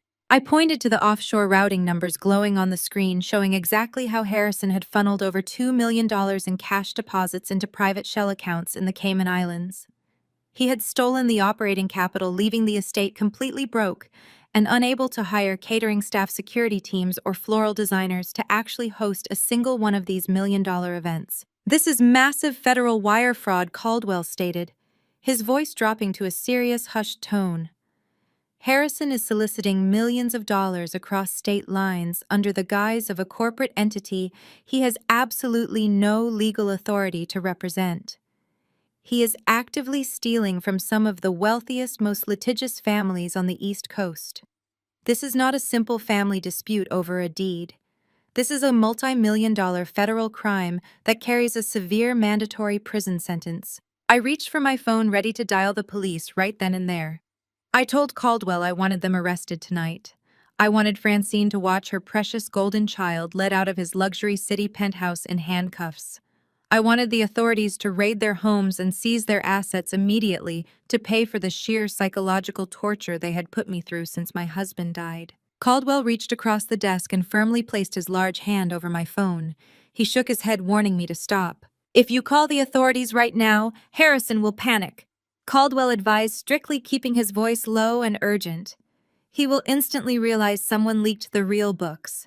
Harrison will immediately scramble those offshore accounts, digitize the funds through untraceable crypto tumblers, and destroy the digital trail before the federal investigators can secure the proper warrants. The money will disappear forever." Caldwell leaned closer, his eyes intense and calculating. "And if he destroys the evidence, he will claim Trevor orchestrated the entire embezzlement scheme before he died. He will say he was just an innocent, grieving brother following Trevor's instructions. He will point to the fact that your name is on the LLC, and he will let you take the fall for the missing $2 million. A cold shiver ran down my spine. Harrison was fully prepared to frame me for a federal crime to save his own skin. I asked Caldwell what we were supposed to do to stop him from getting away with it. Caldwell tapped his index finger against the printed copy of the quitclaim deed Francine had ordered me to sign. We need them to commit to the fraud publicly, Caldwell advised. We need them on the official legal record claiming absolute ownership and total operational control of the venue and its finances. Francine and Harrison summoned you to their lawyer's office tomorrow at noon to sign this deed. They think they have you completely cornered. They think your business is dying because of Francine's sabotage, and they think you are desperate enough to sign anything just to escape the debt. I stared at the thick stack of evidence sitting on the desk. You want me to play the defeated widow? I asked, a cold, thrilling sense of anticipation washing over my entire body. Caldwell nodded, handing me back my phone. I want you to walk into the lion's den tomorrow and deliver the performance of a lifetime. Let Francine gloat about ruining your nursery. Let Harrison brag about his brilliant new wedding venue. Let them put their demands on the official record with their own highly paid aggressive corporate attorney sitting right there as a sworn legal witness. We need them to arrogantly admit that they are running the business and collecting the funds. Once they legally attach themselves to the operation of that estate, we will drop the hammer. We will hand this entire dossier over to the federal prosecutor and let the government do the rest. I looked down at Francine's threatening text message still visible on my lock screen. I thought about the sheer cruelty she had inflicted upon me while I was actively mourning the man I thought I loved. I thought about Vanessa mocking me in the sunken lounge and Harrison sipping stolen champagne while treating me like a pathetic burden. They had systematically tried to break my spirit and ruin my life to cover up their own massive failures. I locked my screen and looked back up at Caldwell. The fear that had controlled my life for the past week was entirely gone. I was ready to walk into that law office and give them exactly what they deserved. I told Caldwell to prepare the final documents. I was going to tear their entire world apart. The morning sun glared harshly off the towering glass facade of the downtown corporate plaza. I sat in my parked car for a long moment, letting the dull roar of city traffic wash over me. I looked down at my outfit. I had intentionally chosen a faded, oversized gray sweater, worn denim jeans, and a pair of scuffed canvas sneakers. I pulled my hair into a messy, haphazard knot at the nape of my neck and wiped away any trace of makeup. The woman staring back at me in the rearview mirror looked exhausted, defeated, and entirely broken. She looked exactly like a naive florist who had just lost her husband, her business, and her mind. It was the perfect disguise. I grabbed my battered canvas tote bag, feeling the heavy weight of Mr. Caldwell's prepared documents resting safely inside. I stepped out of the car and walked into the grand marble lobby of the skyscraper. The elevator ride to the 42nd floor felt like ascending to an execution block, but my heart beat with a steady, rhythmic calm. I was not walking to my death. I was walking into a trap of my own brilliant design. The receptionist at the high-end law firm took one look at my drab attire, and her professional smile instantly curdled into a mask of polite disdain. She did not offer me coffee or water. She simply pointed toward a set of massive frosted glass doors at the end of a long, silent hallway. I kept my shoulders slumped and my eyes cast downward as I walked the length of the corridor, pushing the heavy door open with a hesitant tremble. The boardroom was an intimidating expanse of dark mahogany and sleek chrome bathed in the cold blue light of the sweeping city views behind the glass. Francine sat at the head of the massive table, looking like a predatory bird in a tailored white designer suit. Harrison slouched in the leather chair beside her, scrolling through his phone with a look of supreme boredom. Next to them sat a sharp-featured man in a dark pinstripe suit who I assumed was their aggressive corporate attorney. "Well, look who finally decided to join reality," Francine announced, her voice slicing through the chilled air of the room. She did not bother to stand or offer a greeting. She simply stared at me with undisguised aristocratic contempt. "I told you yesterday, Jillian, you have absolutely no leverage left. I made 3 phone calls this morning and now your botanical nursery cannot even secure a shipment of topsoil. Your vendors know you are a financial liability. You are completely insolvent." I remained standing near the door, gripping the strap of my tote bag with both hands. I forced my voice to tremble slightly when I spoke. "You ruined my business, Francine. I spent 10 years building that nursery, and you destroyed it in a single afternoon. I simply accelerated the inevitable, Francine replied, waving her manicured hand dismissively. Let us be honest with ourselves for once, Jillian. You were never meant for our world. You were a worthless placeholder for Trevor. He only married you because you were naive, trusting, and incredibly easy to manipulate. He needed someone foolish enough to blindly sign documents while he built his real legacy. You served your purpose, and now you are nothing but a liability to this family. Harrison let out a short, harsh laugh and tossed his phone onto the mahogany table. He leaned forward, resting his elbows on the polished wood. Do not take it personally, Jillian, he said, his voice dripping with condescension. Trevor was a visionary. He knew this luxury estate was destined for me. He just had to use your pristine little credit rating to get the initial construction loans off the ground. Now the venue is finished, and it is time for the adults to take over the operations. I kept my head bowed, letting my hair fall forward to hide the intense, sharp focus in my eyes. I remembered Mr. Caldwell's strict instructions from the night before. I needed them to publicly commit to the fraud.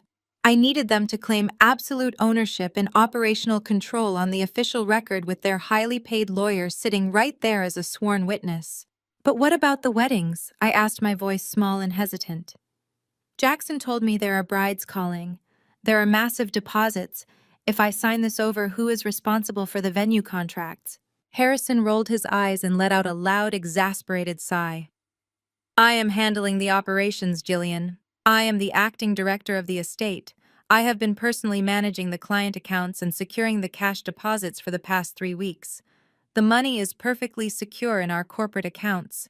You do not need to worry your pretty little head about the event logistics or the finances.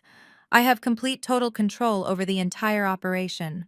The aggressive attorney in the pinstripe suit cleared his throat and slid a thick stack of legal papers across the smooth surface of the table.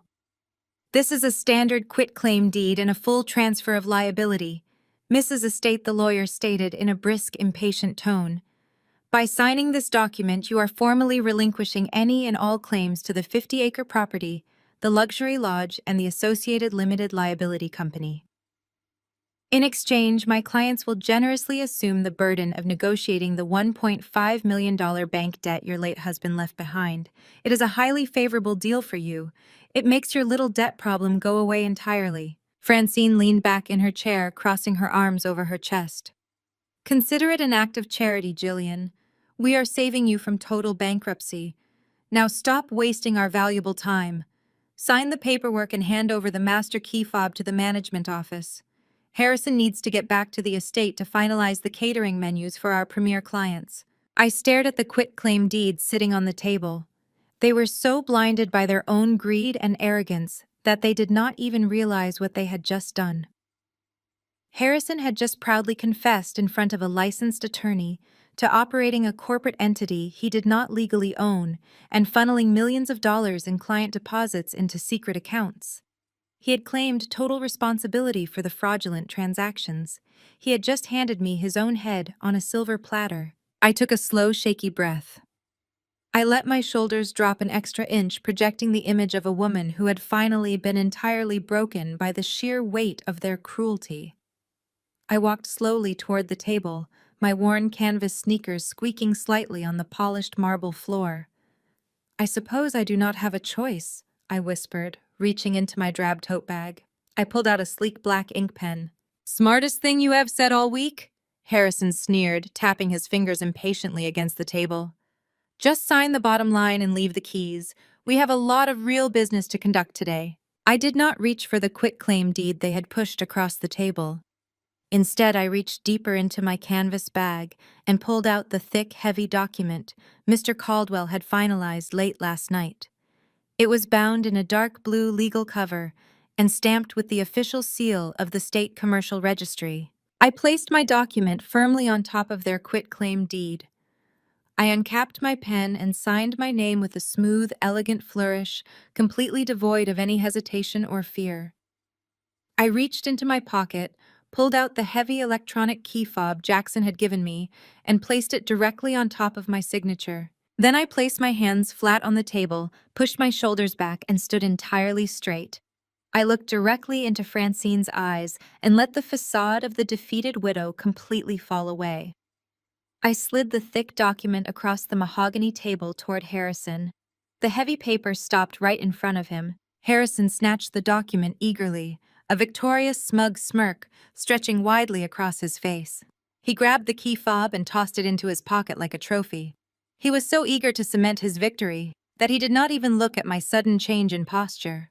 He just wanted to see my signature surrendering the $15 million estate. But as Harrison looked down at the paper, his victorious smirk instantly vanished. The color drained completely from his face, leaving his skin a sickly pale gray. His hands began to tremble so violently that the heavy legal pages shook in his grip. He blinked rapidly, staring at the bold black print on the very first page as if the words were written in a foreign language. "What is it?" Francine demanded, her sharp voice carrying a sudden note of genuine alarm. "Harrison, what did she sign?" Harrison could not speak. He just sat there, his mouth opening and closing wordlessly, as his eyes scanned the undeniable ironclad legal truth staring back at him. I watched Francine rip the heavy blue-backed document directly out of her son's paralyzed fingers. Her manicured nails practically tore the thick parchment as she yanked it across the mahogany table. She adjusted her designer glasses and began reading. I stood perfectly still, watching her eyes dart aggressively back and forth across the crisp, black text. The sharp-featured corporate attorney leaned over her shoulder to inspect the paperwork. His brow furrowed deeply as he scanned the legal seals, the watermarks, and the official state registry stamps that Mr. Caldwell had so meticulously prepared. The silence in the grand boardroom was absolute. It was the kind of heavy, suffocating silence that occurs right before a massive explosion. Francine's jaw dropped.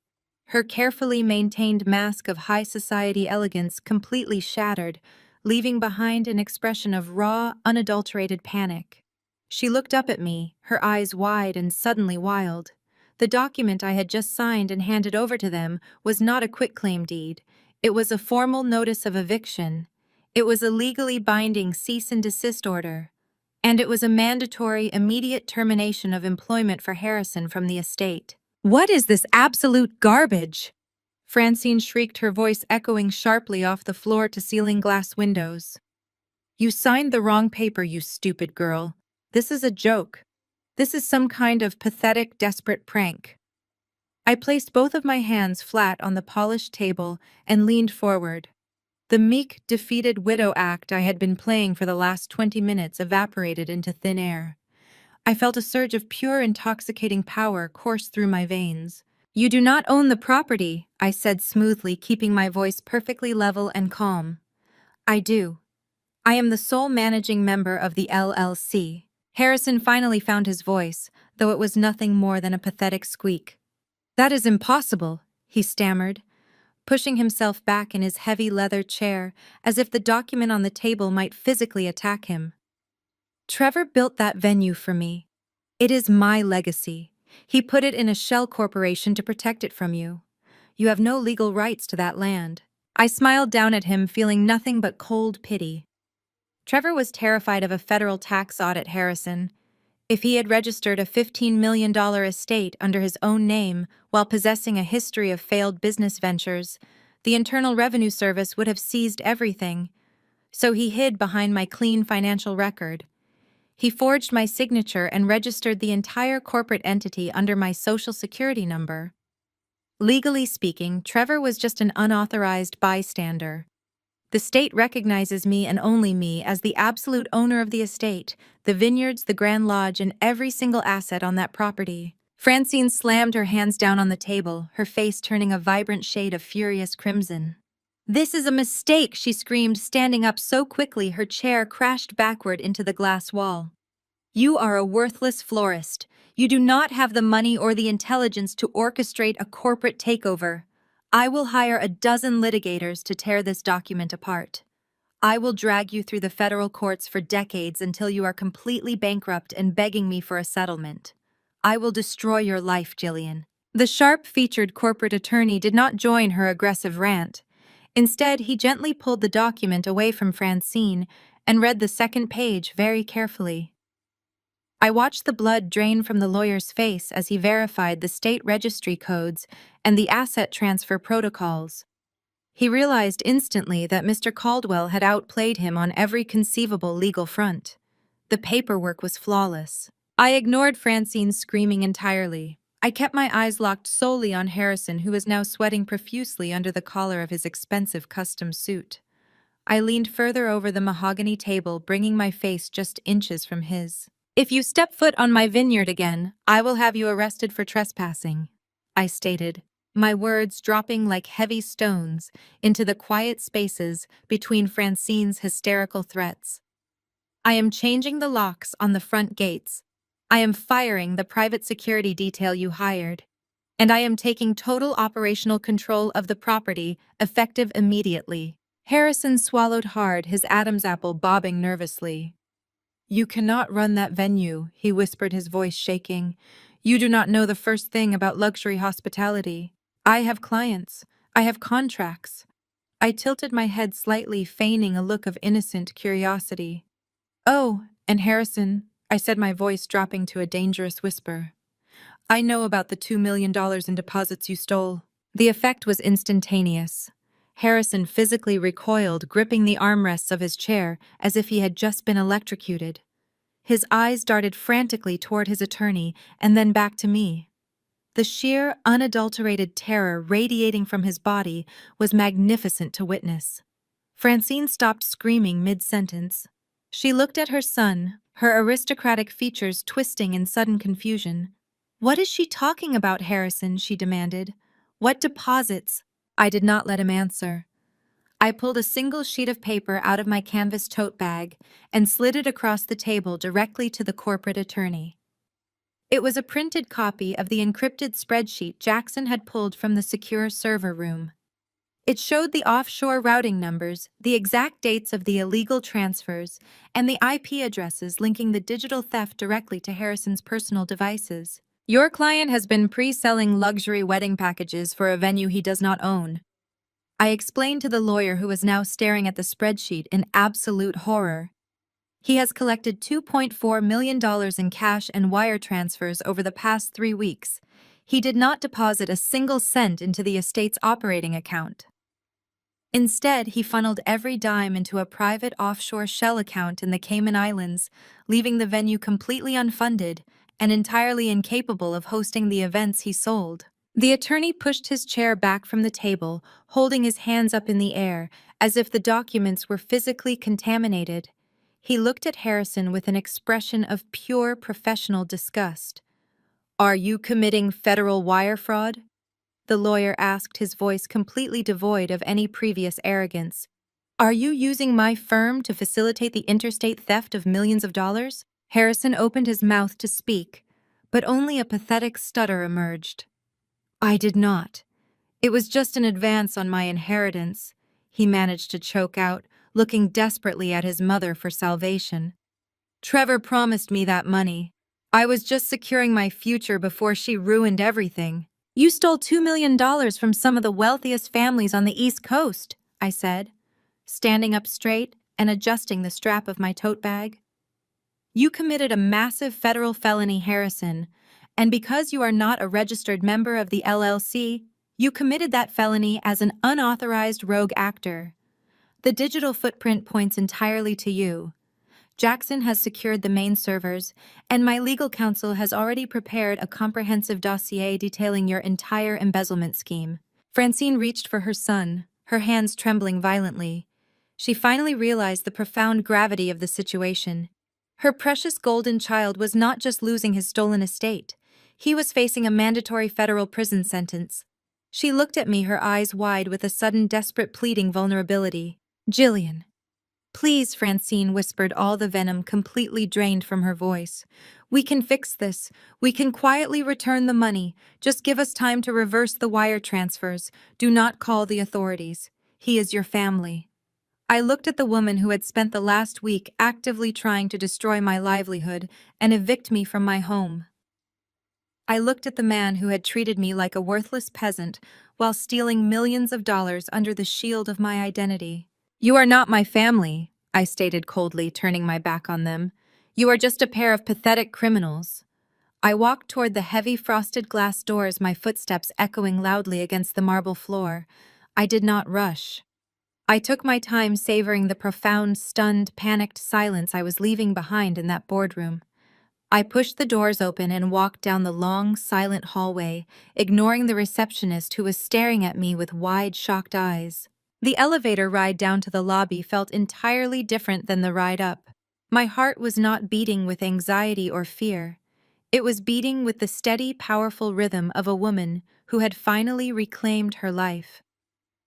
I stepped out into the bright afternoon sun, feeling the warm air against my face. The oppressive, suffocating weight of my dead husband's lies had finally been lifted. I had won. I had beaten them at their own ruthless game. I walked to my car parked on the busy downtown street. I unlocked the door and tossed my canvas tote bag onto the passenger seat. I slid behind the steering wheel and let out a long, shaky breath, resting my forehead against the cool leather. The adrenaline was slowly beginning to fade, leaving me with a deep, profound sense of exhaustion mixed with absolute triumph. I reached into my pocket to pull out my keys. My fingers brushed against my phone. The screen was illuminated, displaying a new notification. It was an urgent marked email from Jackson. I unlocked the phone and opened the message, my sense of victory slightly faltering at the subject line. It simply read, "Emergency update, read immediately." I scanned the brief, clipped sentences Jackson had sent.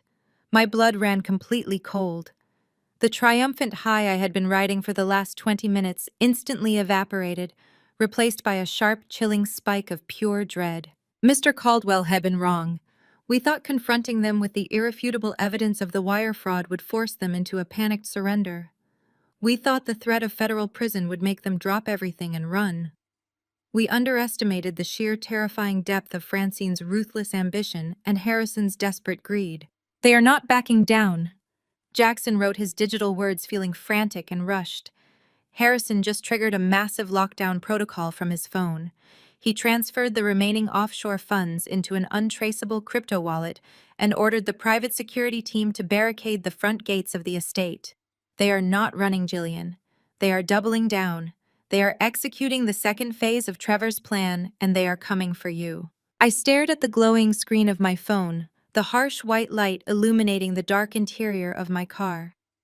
Jackson's words burned themselves into my retinas. They were executing the second phase of Trevor's plan, and they were coming for me. My initial instinct, the ingrained trauma response from years of dealing with my husband's manipulative family, was to panic. I wanted to start the engine, drive far away, and hide until the nightmare simply disappeared. But the woman who would have run away died the moment I saw my name on that master deed. I picked up the phone and dialed Mr. Caldwell's private number. He answered on the second ring. I read Jackson's email aloud, keeping my voice entirely devoid of emotion. I told him Harrison had locked down the 50-acre property, hired private security, and transferred the stolen $2 million into a decentralized crypto wallet.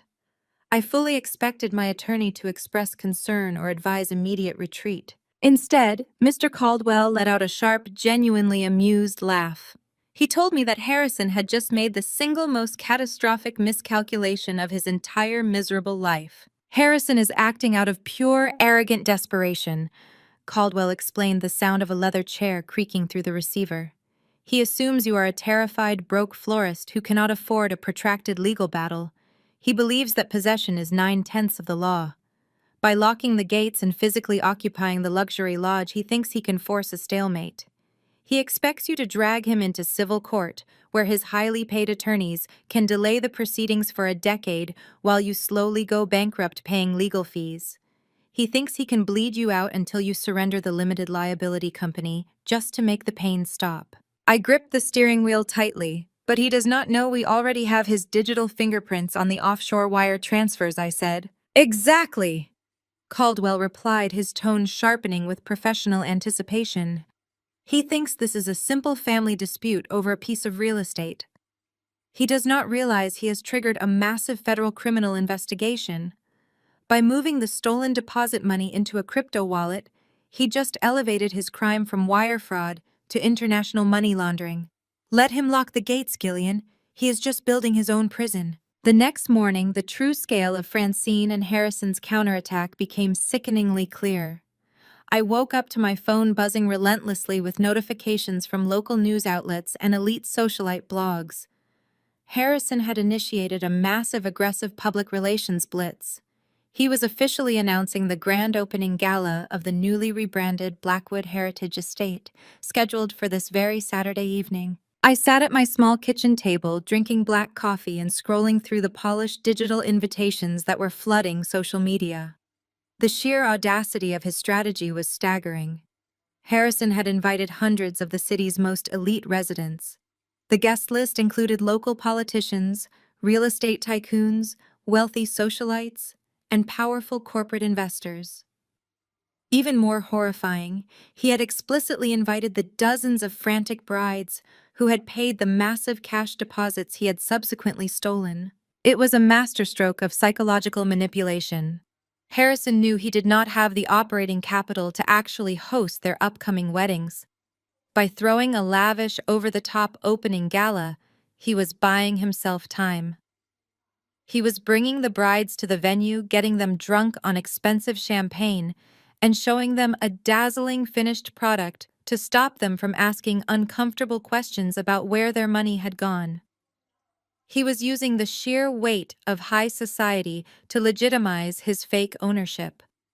He firmly believed that if 100 millionaires clinked glasses on his manicured lawn, the property would become his by undisputed social decree. But Francine did not stop at securing the estate. She launched a simultaneous, highly coordinated attack on my personal sanity. By Wednesday afternoon, I began receiving cautious, pitying phone calls from peripheral friends and distant family members. My aunt, who I had not spoken to in 3 years, called to ask if I was taking my medication. A fellow small business owner from the floral district left a voicemail suggesting a discreet psychiatric facility upstate. Francine had spent 48 hours working her extensive high society whisper network. She was spreading a vicious, beautifully crafted rumor that the grief of Trevor's sudden death had completely shattered my fragile mind. She told everyone who would listen that I was suffering from severe stress-induced psychosis. She claimed I was wildly delusional, running around the city telling people I secretly owned a $15 million luxury vineyard to cope with the reality of my failing nursery and my impending bankruptcy. She painted a picture of a tragic, broken widow who was completely detached from reality. Francine was systematically destroying my credibility so that when I finally tried to claim my rightful property, the entire world would look at me and see a crazy woman shouting at clouds. If I went to the police, they would see Francine's carefully planted narrative and immediately dismiss me as a grieving lunatic. The psychological warfare was suffocating. Every time I walked down the street, I felt the imaginary weight of 100 judging eyes. I felt the overwhelming urge to shrink away, to hide in my house and let them win. It would be so incredibly easy to just walk away and let the bank foreclose on everything. But I refused to be a victim in my own life any longer. I spent the remainder of the week locked inside Mr. Caldwell's office, mapping out the total destruction of the Blackwood family. We ignored the society blogs. We ignored Francine's whisper campaign. We focused entirely on the ironclad, undeniable truth of the master deeds and the digital ledgers. Jackson risked his own safety by secretly feeding us real-time updates from inside the locked estate. He provided us with the catering invoices Harrison was illegally charging to the empty corporate accounts. He sent us photographs of the massive delivery trucks bringing in thousands of dollars worth of rare flowers, imported champagne, and custom ice sculptures. Harrison was throwing a $500,000 party using credit lines registered under my limited liability company. Every single invoice he signed was another log thrown onto the blazing fire of his eventual prosecution. By Friday evening, the trap was perfectly and irrevocably set. Caldwell had coordinated directly with a contact at the federal prosecutor's office, handing over the comprehensive dossier detailing Harrison's international money laundering scheme. We possessed the signed quitclaim deed, proving their intent to extort. We had the official LLC documentation proving my absolute ownership. The only thing left to do was spring the trap while the entire world was watching. I was standing in front of my bedroom mirror, examining the outfit I had chosen for the gala when my phone rang. The screen displayed Jackson's name. I answered immediately, noting the tense, hushed quality of his voice over the line. He told me he was hiding in the maintenance shed near the edge of the vineyards. The estate was completely unrecognizable. Harrison had transformed the rolling green lawns into a sprawling luxury playground. Massive white silk tents were erected across the stone patios. A 12-piece string quartet was currently rehearsing in the Grand Lodge, and dozens of catering staff were rushing around carrying silver platters. It was the most expensive, opulent display of wealth Jackson had ever seen. "But that is not why I am calling," Jackson said, his gravelly voice dropping even lower. "You need to know what they have done at the perimeter. They are not playing around, Jillian." Jackson explained that Harrison had hired a specialized team of private security contractors to lock down the entire 50-acre property. They were positioned at the main wrought iron gates at every service entrance and patrolling the vineyard perimeters. "They have your photograph," Jackson warned, his words tight with genuine fear for my safety. "Francine personally briefed the security chief this afternoon. They printed out pictures from your social media and handed them to every single guard on the payroll. They are telling everyone you have had a severe psychotic break from grief. Francine instructed the guards that if you come anywhere near the property, you are to be considered highly unstable and potentially dangerous. She ordered them to physically restrain you and call the local police immediately." I looked at my reflection in the mirror. I was not wearing faded denim or a scuffed, oversized sweater. I was wearing a stunning razor-sharp crimson dress that fit me like a suit of armor. My hair was styled perfectly and my makeup was flawless. I did not look like a broken widow, and I certainly did not look like a woman suffering from a psychotic break. I looked like a landlord preparing to evict a tenant. "If you show up here tomorrow night," Jackson pleaded, "they are going to publicly humiliate you. They are going to have you dragged away in handcuffs in front of the mayor and half the city council. Francine wants to make a spectacle of your breakdown. She wants the whole city to see you lose your mind. You cannot come to the front gates, Jillian." I took a slow, deep breath, letting the cool air fill my lungs. The sheer mechanical precision of their cruelty was almost admirable. They had built a perfect, impenetrable fortress of lies, wealth, and private security. They truly believed they were gods among peasants. I adjusted the delicate gold chain around my neck and stared into my own cold, dark eyes.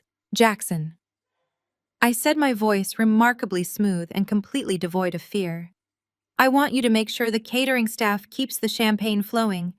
I want you to ensure the string quartet plays loud enough for the entire valley to hear. I want Francine and Harrison to feel like they are standing on top of the world." But the security, Jackson interrupted, his voice laced with confusion. "They are going to keep you off the grounds." I smiled, a thin, dangerous smile that matched the crimson fabric of my dress. "Do not worry about the security, Jackson," I instructed firmly. "Let them pack the house. Let Francine invite the mayor and the press. Let Harrison boast to his wealthy brides. Let them build their stage as high as they possibly can. The larger the audience, the better." I ended the call with Jackson and dropped my phone onto the passenger seat of my car. The engine roared to life with a quiet hum, and I pulled out of my driveway, pointing my vehicle north toward the valley. The drive took exactly 40 minutes. I used every single second of that journey to bury the last remaining fragments of the naive, trusting florist I used to be. I was wearing a razor-sharp crimson designer gown crafted from heavy, sweeping silk that plunged elegantly at the neckline and hugged my waist like a second skin. It was an obscenely expensive garment. I had purchased it 3 hours ago, using the corporate platinum card tied directly to the estate's legitimate operating accounts.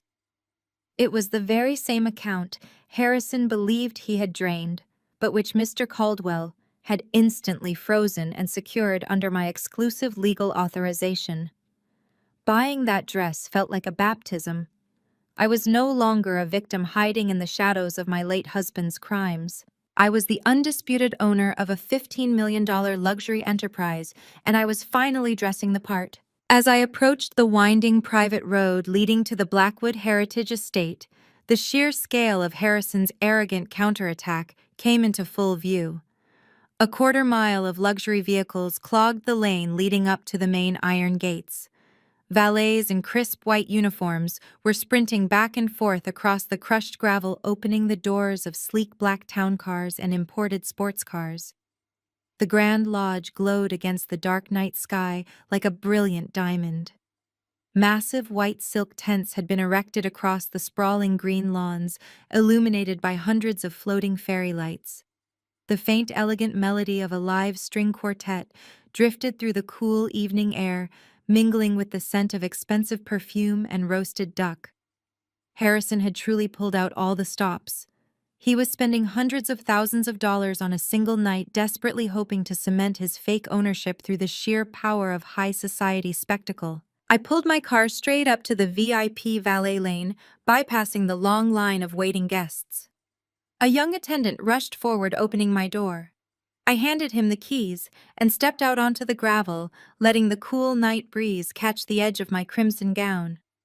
Two massive security guards stood by the heavy mahogany front doors of the lodge, their hands crossed professionally over their dark suits. They wore earpieces and scanned the crowd with sharp, predatory eyes. According to Francine's explicit instructions, they were supposed to tackle me to the ground the second I set foot on the property. I did not break my stride. I walked directly toward them, the heels of my designer shoes clicking rhythmically against the stone pathway.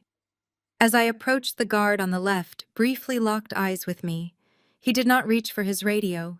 He did not step forward to block my path. Instead, he subtly shifted his weight and smoothly reached out, pulling the heavy mahogany door open for me. Jackson had done his job perfectly. I stepped over the threshold and walked directly into the lion's den. The grand hall of the lodge had been completely transformed. The rustic wooden beams were draped in sheer white fabric and cascading orchids. Crystal champagne towers stood at the center of the room, surrounded by waiters carrying silver platters of caviar and truffles. The room was absolutely packed with the city's elite. I recognized local politicians, wealthy real estate developers, and influential corporate investors mingling under the glittering chandeliers. More importantly, I spotted several young women clutching the arms of their fiancés, looking around the room with nervous, excited energy. Those were the brides, the frantic, desperate women who had paid massive cash deposits to secure this venue for their weddings. Harrison had invited them here to pacify them, to show them a dazzling illusion of stability, so they would stop asking questions about their missing money. I glided through the crowded room, my crimson dress parting the sea of dark suits and pastel evening gowns like a knife. The quiet murmurs of the guests rippled around me as people turned to stare. I exuded an aura of absolute, undeniable authority. I was not the meek dirt digger who had stood trembling in a corporate boardroom just 24 hours ago. I was the master of this house. Across the grand hall, standing near a massive marble fireplace, I finally spotted them. Harrison was wearing a bespoke velvet tuxedo, laughing loudly with a group of older, wealthy investors. Francine stood right beside him, dripping in diamonds and holding a crystal flute of champagne. She was actively holding court, soaking in the praise and admiration of the local high society bloggers. I stopped exactly 10 feet away from them, standing dead center in the middle of the room. I simply waited. It took less than 30 seconds for Francine to notice the shift in the crowd's attention. She turned her head, her polite high society smile firmly in place. Her eyes met mine. The crystal champagne flute slipped straight through her manicured fingers and shattered violently against the marble floor. The sharp sound of breaking glass echoed through the hall, causing the string quartet to stumble and falter into a chaotic screech. Dozens of conversations died instantly. The entire room turned to look at the source of the disruption. Harrison spun around, his face flushing an ugly, mottled red the second he saw me standing there in my designer gown. Francine recovered faster than her son. The shock on her face melted away, replaced by a mask of brilliant, perfectly calculated maternal tragedy. She saw the crowd watching and immediately launched into her rehearsed performance. "Jillian, my dear sweet girl," Francine cried out, her voice carrying loudly across the sudden silence of the grand hall. She stepped forward, holding her hands up in a gesture of absolute pity. "You should not be here. You are unwell. We talked about this. You need to be resting at the facility."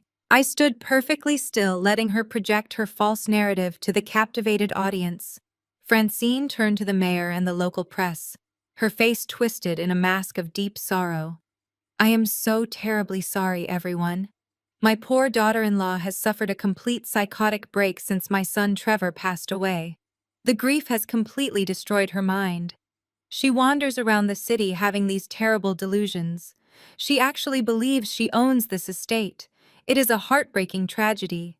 She is a deranged, grieving woman who needs psychiatric help immediately." Harrison stepped forward, playing the role of the firm but sympathetic protector.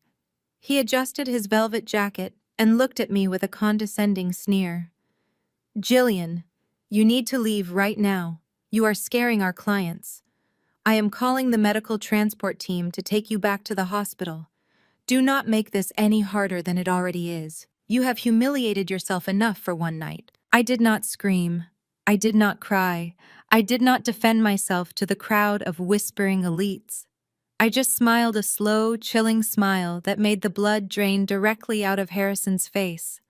The sheer, arrogant audacity of their lie was breathtaking. They were actively trying to convince a room full of millionaires and investors that the legal owner of the property was a raving lunatic. They wanted to strip away my credibility so completely that nobody would ever believe the truth about their massive multi-million-dollar embezzlement scheme. When I did not move or break down into tears, Francine's false pity vanished. Her eyes hardened into dark, furious slits. She raised her hand high in the air and snapped her fingers with a sharp, echoing crack. "Security!" she barked, her voice turning vicious and commanding. "Remove this deranged woman from my property right now. She is trespassing and she is highly unstable. Drag her out the back doors and do not let her back inside under any circumstances." The crowd gasped and instinctively stepped back, forming a wide circle around me. From the perimeter of the room, 6 burly security guards in dark tailored suits began marching forcefully across the marble floor. They moved with military precision, their heavy footsteps echoing ominously in the silent hall. Francine crossed her arms over her chest and smirked triumphantly. She looked at me with an expression of pure, vicious victory, fully expecting to watch me get dragged out of my own house, kicking and screaming like a hysterical madwoman. Harrison puffed out his chest and smiled at his investors, silently assuring them that the unfortunate distraction was being handled. The 6 massive guards reached the center of the room. They marched directly up to me, their broad shoulders blocking out the light from the chandeliers. Francine's smirk widened into a full-blown grin of pure malicious satisfaction. But the guards did not reach out to grab my arms. They did not attempt to drag me away. Instead, they walked right past me. In perfect unison, the 6 men spun around facing Francine and Harrison. They stepped backward, forming a solid, impenetrable protective perimeter directly behind my back and along my sides. They were not throwing me out. They were defending me. Francine's triumphant smirk instantly collapsed into a look of sheer, unadulterated horror. Harrison staggered backward, bumping into the marble fireplace as a collective gasp of pure shock ripped through the crowd of elite guests. From the dark shadows beneath the grand, sweeping staircase, a tall, rugged figure stepped out into the light. Jackson walked calmly across the marble floor, passing straight through the protective wall of security guards.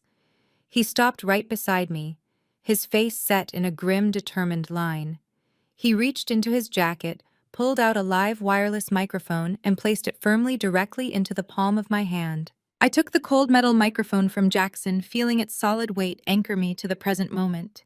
I gave him a single sharp nod of gratitude. He tapped a small black earpiece, signaling the hidden audio-visual team we had discreetly positioned in the control booth 2 hours prior. The music cut off abruptly. The jarring screech of the cello strings halted mid-measure, leaving a heavy, suffocating silence in the grand hall. Every conversation stopped. Every crystal glass paused in mid-air. Every eye turned upward toward the grand staircase. I walked past Francine and Harrison, ascending the first 3 marble steps. I turned slowly to face the sea of glittering elite guests. Welcome to my property. My voice boomed through the state-of-the-art surround sound system, echoing off the vaulted wooden ceilings and entirely shattering the illusion Francine had so carefully constructed. I hope you all enjoyed the champagne tonight, because it is the absolute last thing my former brother-in-law will ever serve you. A collective murmur of shock rippled through the massive crowd. I saw the city mayor exchange a bewildered, panicked glance with a prominent councilman. The wealthy socialites, who had been whispering about my supposed mental breakdown just moments before, now stared at me with wide, unblinking eyes. I did not look like a deranged, grieving widow. I looked like a queen standing in her own castle. Francine's face twisted into an ugly mask of sheer panic. "Turn off the microphone!" she shrieked, pointing a trembling, manicured finger at me. "Security, remove this insane woman immediately. She is ruining the event. Throw her out into the street right now." The 6 burly guards standing at the base of the stairs did not flinch. They crossed their thick arms, forming an impenetrable human wall of dark suits between me and my furious mother-in-law. They had been briefed by Mr. Caldwell earlier that afternoon. They knew exactly who signed their paychecks, and it was certainly not the Blackwood family. "My sanity is perfectly intact, Francine," I stated calmly, looking down at her frantic, trembling form. "Unlike your son's legal standing." I raised my left hand, revealing a small black remote control. I pressed the primary button.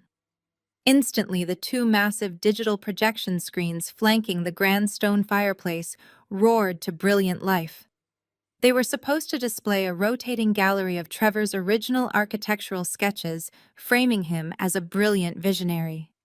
Instead, they illuminated the dark mahogany walls with the stark, undeniable reality of a certified state document. What you are looking at, ladies and gentlemen, is the official master deed and the state commercial registry for the Blackwood Heritage Estate.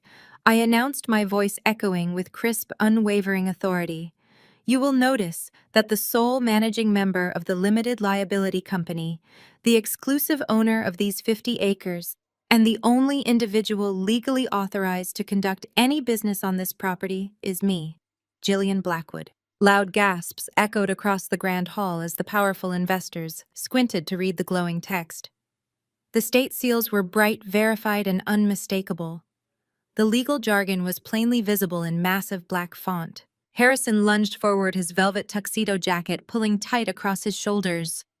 "That is a forgery!" he screamed, his voice cracking with high-pitched desperation. "She is a broke florist who lost her mind when my brother died. Cut the power! Somebody get to the control room and cut the power right now!" Francine hiked up her heavy designer gown and sprinted toward the narrow hallway leading to the audio-visual booth. But as she rounded the corner, Jackson stepped squarely into the frame of the doorway. He crossed his massive arms over his chest, blocking her path completely. He looked down at the furious matriarch with a deeply satisfying expression of utter boredom. "The controls are secure," Mrs. Blackwood Jackson said, his deep, gravelly voice carrying over the murmuring crowd without the aid of a microphone. "You are not touching a single wire tonight." Francine stumbled backward, her chest heaving, as she realized she was completely trapped. She was locked inside the very spectacle she had engineered to destroy me. I turned my attention back to the hundreds of guests staring up at me. I looked at the elite socialites, the powerful politicians who had blindly trusted the Blackwood name, and the young, anxious brides who were clutching their partners' arms in sudden rising terror. For the past 3 weeks, Harrison and Francine Blackwood have been executing a massive fraudulent campaign to seize control of a commercial asset they do not own, I explained, keeping my tone as professional and detached as a seasoned prosecutor presenting a closing argument. My late husband Trevor used my pristine financial standing to secure the massive construction loans for this estate. He registered the entire enterprise under my Social Security number to avoid his own federal tax liabilities. He built this beautiful venue, but he legally isolated himself from it entirely. It belongs to me. I paused, letting the heavy, unvarnished truth settle over the opulent room. The absolute silence was intoxicating. When Trevor died unexpectedly, his family realized they had absolutely no legal claim to the property. I continued, projecting my voice to reach the very back of the hall. Instead of accepting the truth, they attempted to extort me. They systematically sabotaged my botanical nursery, spreading vicious lies to my suppliers and actively choking off my business supply lines. They tried to financially starve me into surrendering this $15 million estate for pennies. Harrison was shaking violently now. The sweat poured down his forehead, ruining his perfectly styled hair. He grabbed a crystal champagne flute off a passing waiter's tray and hurled it blindly at the projector screen. It shattered against the stone wall, missing the screen entirely, but spraying sticky liquid and sharp glass across the polished marble floor. "Shut up!" he roared, his polished composure completely disintegrating into a pathetic animalistic tantrum. "You are ruining my opening night. You are ruining my legacy." "It was never your legacy, Harrison," I replied coldly. "You are just a trespasser in a rented tuxedo." I tightened my grip on the remote control. The true devastation was still waiting in the chamber. I looked out into the crowd, specifically seeking out the faces of the young brides I had spotted earlier. I saw a girl in a pale blue satin dress holding her hands over her mouth, her eyes wide with mounting panic. I saw an older gentleman, a prominent venture capitalist, looking at Harrison with a dangerous, calculating glare. "I could have simply locked the gates and evicted them quietly," I said, my voice dropping an octave, commanding absolute total attention from every soul in the room. I could have let them walk away with nothing but their bruised egos, but Harrison decided to drastically escalate his crimes. He decided to drag completely innocent people into his desperate scheme to steal my property. I locked eyes with Harrison, watching the absolute terror finally register on his face. He knew exactly what was coming next, and there was absolutely nowhere for him to run. He had surrounded himself with his own victims.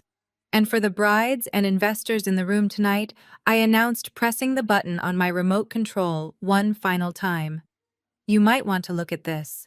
The massive glowing screens behind me flickered and violently shifted.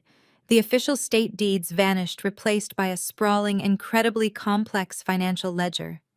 It was a masterpiece of forensic accounting, displaying thick red and green columns that highlighted every single transaction Harrison had executed since the day Trevor died.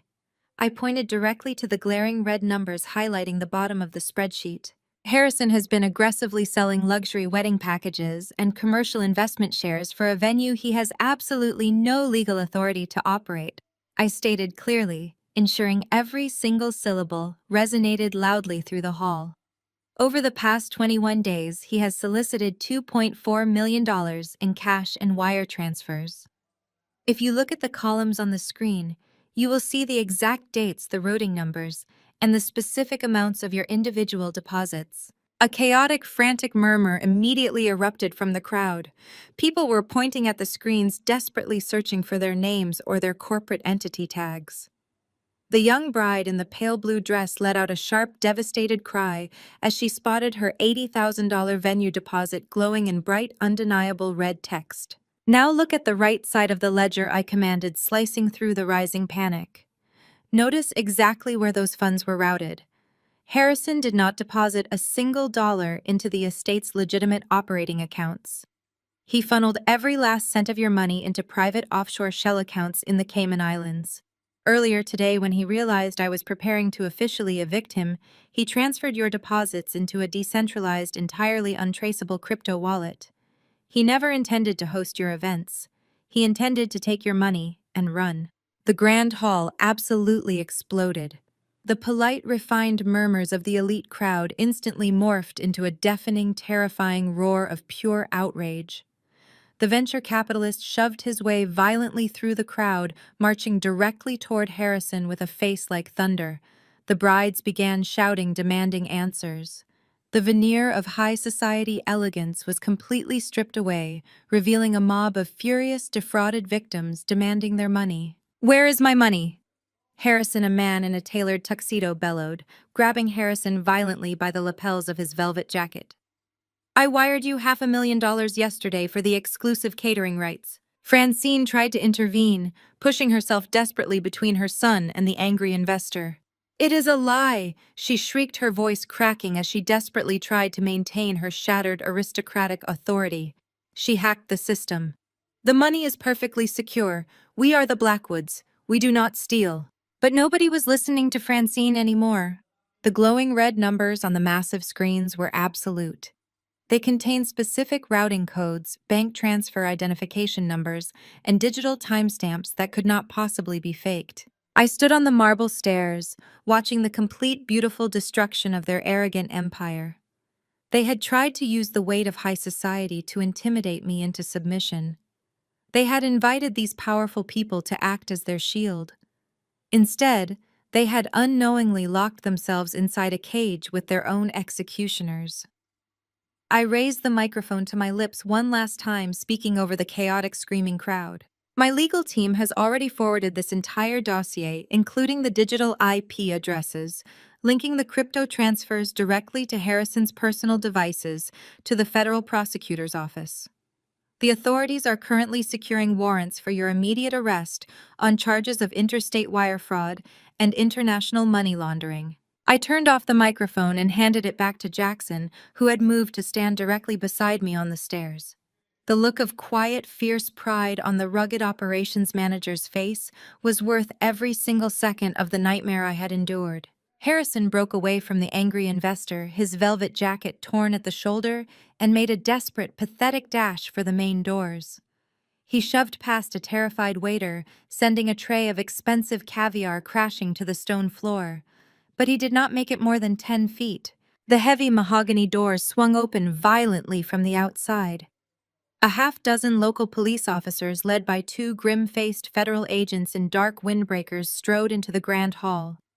They cut through the chaotic, screaming crowd with absolute authority, moving directly toward the frantic, sweating man in the ruined velvet tuxedo. The trap had finally snapped completely shut.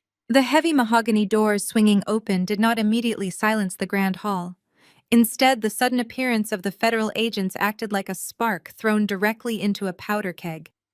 The collective realization of what those badges meant washed over the elite crowd in a terrifying wave. The venture capitalist who had previously grabbed Harrison did not let go. He twisted the collar of Harrison's bespoke velvet tuxedo, lifting the younger man almost entirely off his feet.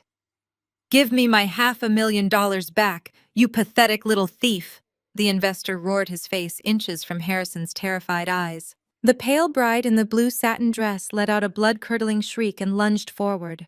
Her fiancé tried to hold her back, but the sheer adrenaline of losing her $80,000 wedding deposit gave her unnatural strength. She swung her heavy, beaded evening bag, catching Harrison squarely in the jaw. The sickening crack of the impact echoed sharply over the chaotic din. Other investors surged forward, forming a tight, furious circle around the trembling, fraudulent director. They grabbed at his clothes, shoved his shoulders, and screamed demands for their stolen money. Harrison cowered, raising his arms to shield his face, sobbing openly, as his carefully curated high society peers transformed into a ruthless, vengeful mob. Francine could not reach her son through the impenetrable wall of enraged millionaires. She spun around, her aristocratic features contorted into a mask of pure demonic rage. She locked her wild, furious eyes on me where I stood calmly on the grand marble staircase. "You did this to us!" Francine shrieked, her voice tearing through her throat. "You disgusting, ungrateful parasite! You ruined my family!" She hiked up the heavy fabric of her white designer gown and charged the staircase. Her designer heels slipped slightly on the spilled champagne, but she caught her balance, driven by pure homicidal adrenaline. She lunged upward, her manicured hands hooked like claws, aiming directly for my face. "I want you dead!" she screamed, spittle flying from her lips. "I will kill you myself!" I did not even flinch. I did not take a single step backward. Before Francine could reach the second marble step, the private security guards moved with lightning speed. The very same men Francine had paid top dollar to physically assault me seamlessly intercepted her charge. Two massive guards grabbed her arms, twisting them firmly but professionally behind her back. They lifted her entirely off her feet, dragging her backward down the steps. "Let me go," Francine thrashed, kicking her legs wildly in the air. "I pay your salaries. I am your employer. You work for the Blackwood family." One of the guards holding her arms leaned in close. "We work for the legal owner of this estate, Mom." the guard replied, his voice devoid of any sympathy. And the owner gave strict instructions to remove any hostile trespassers. The deafening wail of approaching sirens suddenly pierced the heavy oak walls of the Grand Lodge. The sound started as a distant scream echoing down the valley, before rapidly multiplying and magnifying until it felt as though the entire building was vibrating. The flashing red and blue lights of half a dozen local police cruisers cut through the darkness outside, casting frantic, strobing shadows across the frosted glass windows. The local authorities were arriving to back up the federal agents and secure the perimeter. The cavalry had finally arrived. Jackson handed the wireless microphone back into my hand. I gripped the cool metal and raised it to my lips. My voice easily cut through the wailing sirens and the chaotic shouting of the crowd. "You brought this entirely upon yourselves, Francine," I announced, looking down at the thrashing, humiliated matriarch. "I warned you to leave me alone. I begged you to let me grieve my husband in peace. But your greed was a bottomless pit. You wanted to completely destroy a broke florist so you could steal a $15 million property. You thought I was too weak and too stupid to fight back." I paused, letting the heavy truth settle over the horrified onlookers. "You thought you could force my hand tonight by throwing this ridiculous party," I continued, my voice ringing with absolute cold authority. "But you did not realize that while you were busy ordering custom ice sculptures and expensive caviar, my attorney, Mr. Caldwell, was sitting in a room with the federal prosecutor. We handed over every single piece of evidence earlier this afternoon. We provided the bank ledgers, the forged deeds, and the complete digital footprint of your offshore accounts. We knew exactly when Harrison panicked and transferred the deposits into the crypto wallet. That final transaction was the exact trigger the authorities needed to secure the arrest warrants. You built the perfect cage, and then you locked yourselves inside it." The crowd of furious investors slowly parted like the Red Sea, creating a wide, clear path for the two federal agents. They marched directly toward Harrison, who was now slumped against the marble fireplace, weeping uncontrollably into his hands. His velvet tuxedo was ripped at the seams, and his expensive silk tie was hanging loosely around his neck. He looked utterly pathetic, stripped of every ounce of his false confidence and arrogant bravado. Harrison Blackwood, the lead federal agent, stated, his voice loud and authoritative, "You are under arrest for multiple counts of interstate wire fraud, grand larceny, and international money laundering. You have the right to remain silent." The agent grabbed Harrison's wrists, twisting them roughly behind his back. The sharp metallic click of the steel handcuffs locking into place echoed brightly across the silent spaces between the wailing sirens. It was the most beautiful sound I had ever heard in my entire life. Harrison dropped to his knees, his chest heaving with desperate, panicked sobs. "Mom!" he wailed, looking toward Francine with wide, terrified eyes. "Mom, please do something. Call the lawyers. Tell them I did not mean to do it. Tell them Trevor made me do it. Do not let them take me away." The security guards finally released their grip on Francine. She did not try to run. She did not try to attack me again. Her legs completely gave out beneath her. She collapsed onto the hard marble floor, landing directly in the puddle of spilled champagne and shattered crystal glass. Her pristine white designer gown soaked up the sticky liquid, instantly ruining the expensive fabric. She fell forward, resting her hands on the cold stone, and let out a guttural, agonizing wail. It was the sound of a woman watching her entire dynasty burn to ash. Her high society friends, the people she had spent her entire life trying to impress, stared down at her with undisguised, absolute disgust. The politicians she had funded turned their backs on her. The socialites she had gossiped with whispered harshly, pointing at her ruined dress and her weeping, handcuffed son. The federal agents hauled Harrison to his feet, dragging him forcefully across the grand hall. The local police officers had already flooded the lobby, standing by the shattered, frosted doors to ensure nobody interfered with the arrest. Harrison dragged his expensive dress shoes across the marble, leaving a pathetic trail of scuff marks as he sobbed and begged the arresting officers for leniency. He looked back at his mother one final time, his tear-streaked face catching the flashing red and blue lights of the squad cars parked just outside the lodge. "Mom, help me," Harrison screamed as they pulled him through the main threshold. But Francine could not help him. She could not even help herself. She was completely broken, trapped on her knees in a puddle of cheap champagne and shattered illusions. The wealthy investors she had courted were already forming a line to speak with the authorities, demanding restitution and providing witness statements regarding the fraudulent gala. The beautiful brides were crying in the arms of their partners, realizing the Blackwood name was nothing but a criminal syndicate. I stood on the marble staircase, bathed in the warm ambient light of the Grand Lodge. I looked out over the sweeping vineyards visible through the massive glass windows. The estate was finally entirely mine. The toxic parasitic family that had tried to bury me alive had just orchestrated their own spectacular public execution. I handed the microphone back to Jackson and offered him a genuine warm smile. He nodded, returning the gesture with a look of deep, profound respect. We had a massive mess to clean up. We had brides to refund, vendors to pay, and a reputation to restore. But as the police cruisers pulled away from the property carrying Harrison Blackwood toward a very long federal prison sentence, I felt a deep, permanent peace settle into my bones. The trap had sprung flawlessly, and the Blackwood legacy was finally dead. 6 months later, the crisp autumn air swept through the valley, bringing with it a profound and absolute silence. The frantic chaos of that grand gala, the screaming brides, the flashing police lights, and the shattered crystal on the marble floor all felt like a lifetime ago.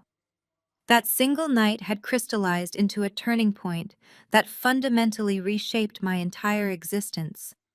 The wheels of justice, once set into motion by Mr. Caldwell's ironclad dossier, had crushed the Blackwood family with terrifying mechanical efficiency. Harrison's trial was shockingly swift and utterly merciless. The federal prosecutors did not offer lenient plea deals to a man who had defrauded dozens of innocent couples and wealthy investors while attempting to extort a grieving widow. The courtroom was packed every single day with the very people he had stolen from. I sat in the back row on the day of his sentencing, watching the arrogant golden child tremble in his seat. He was convicted of multiple counts of interstate wire fraud, grand larceny, and international money laundering. When the judge brought down the gavel, sentencing him to 15 years in a federal penitentiary, Harrison collapsed. The man who had worn bespoke velvet tuxedos and sneered at my floral aprons was now wearing standard-issue khaki. There would be no luxury catering, no high society galas, and no wealthy brides to manipulate where he was going. He was completely stripped of his stolen wealth, his unearned status, and his freedom.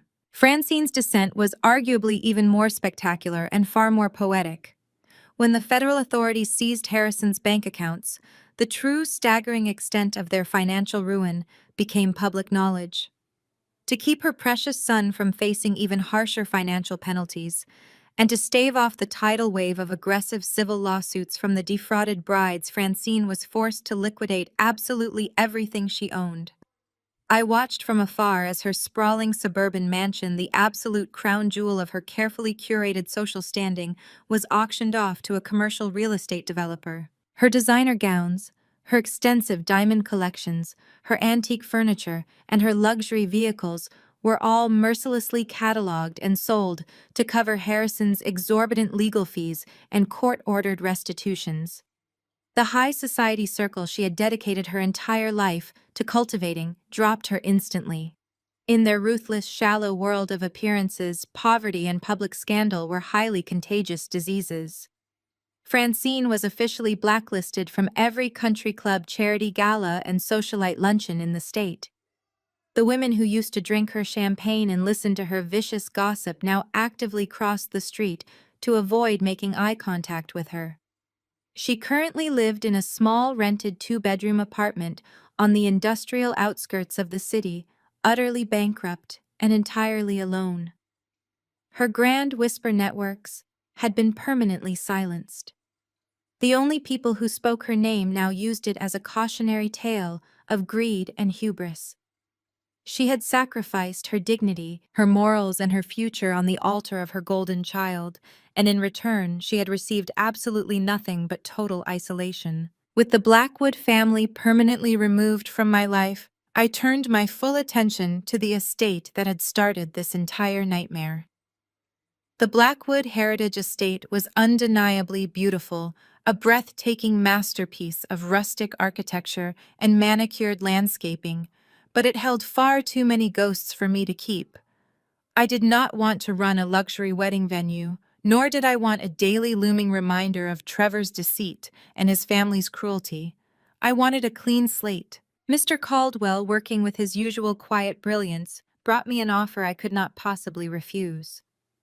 An international luxury hospitality conglomerate looking to expand their exclusive vineyard portfolio had been quietly monitoring the property since the scandal broke on the local news.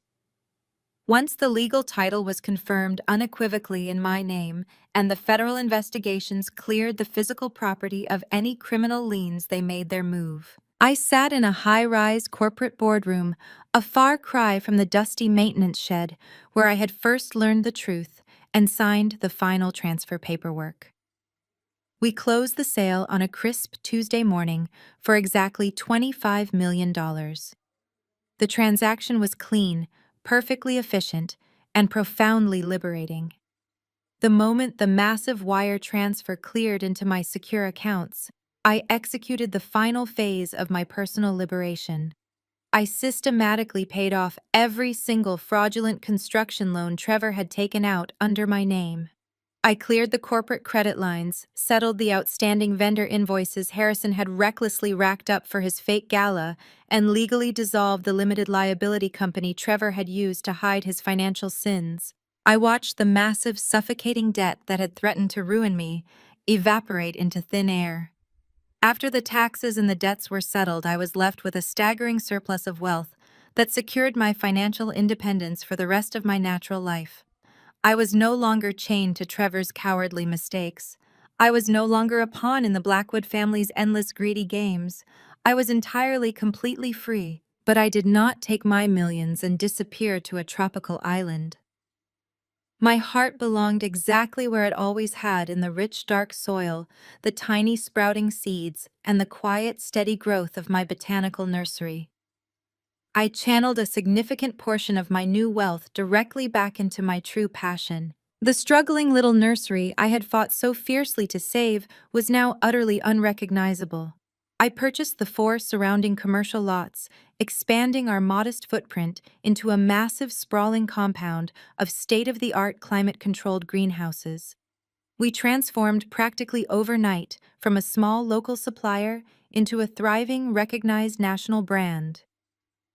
We were now shipping rare hybrid orchids, custom-built terrariums, and exotic botanicals to high-end corporate clients and luxury event planners across the entire country. I walked down the main aisle of my primary greenhouse, the warm, humid air smelling deeply of damp earth and blooming jasmine. The automated irrigation systems hummed quietly in the background, sending a fine, cooling mist over rows of vibrant, healthy ferns. Dozens of my employees moved efficiently around me, tending to the bright green life that stretched as far as the eye could see. I was not wearing faded denim to hide my poverty anymore. I wore it because I loved the work. My hands were delightfully stained with fresh potting soil, and my hair was tied back in a messy, practical knot. I did not need designer crimson gowns or crystal champagne flutes to prove my worth to anyone. I had built a real, tangible empire with my own 2 hands, nurtured it with my own sweat, and defended it with my own unyielding courage. Jackson walked through the heavy glass greenhouse doors, holding a digital inventory tablet and smiling broadly as he watched a massive delivery truck load up our latest outbound shipment. When I had expanded the business, I had offered him the position of Chief Operations Manager. He had accepted immediately, bringing his fierce protective loyalty and his incredibly sharp logistical mind to my growing company. We had forged a permanent, unbreakable bond built in the dark trenches of survival, and I trusted him implicitly with my business and my life. He gave me a brief, respectful salute before heading off to coordinate the delivery drivers, leaving me alone with the quiet, rustling leaves. I paused by a row of rare, blooming orchids, reaching out to gently trace the edge of a delicate white petal.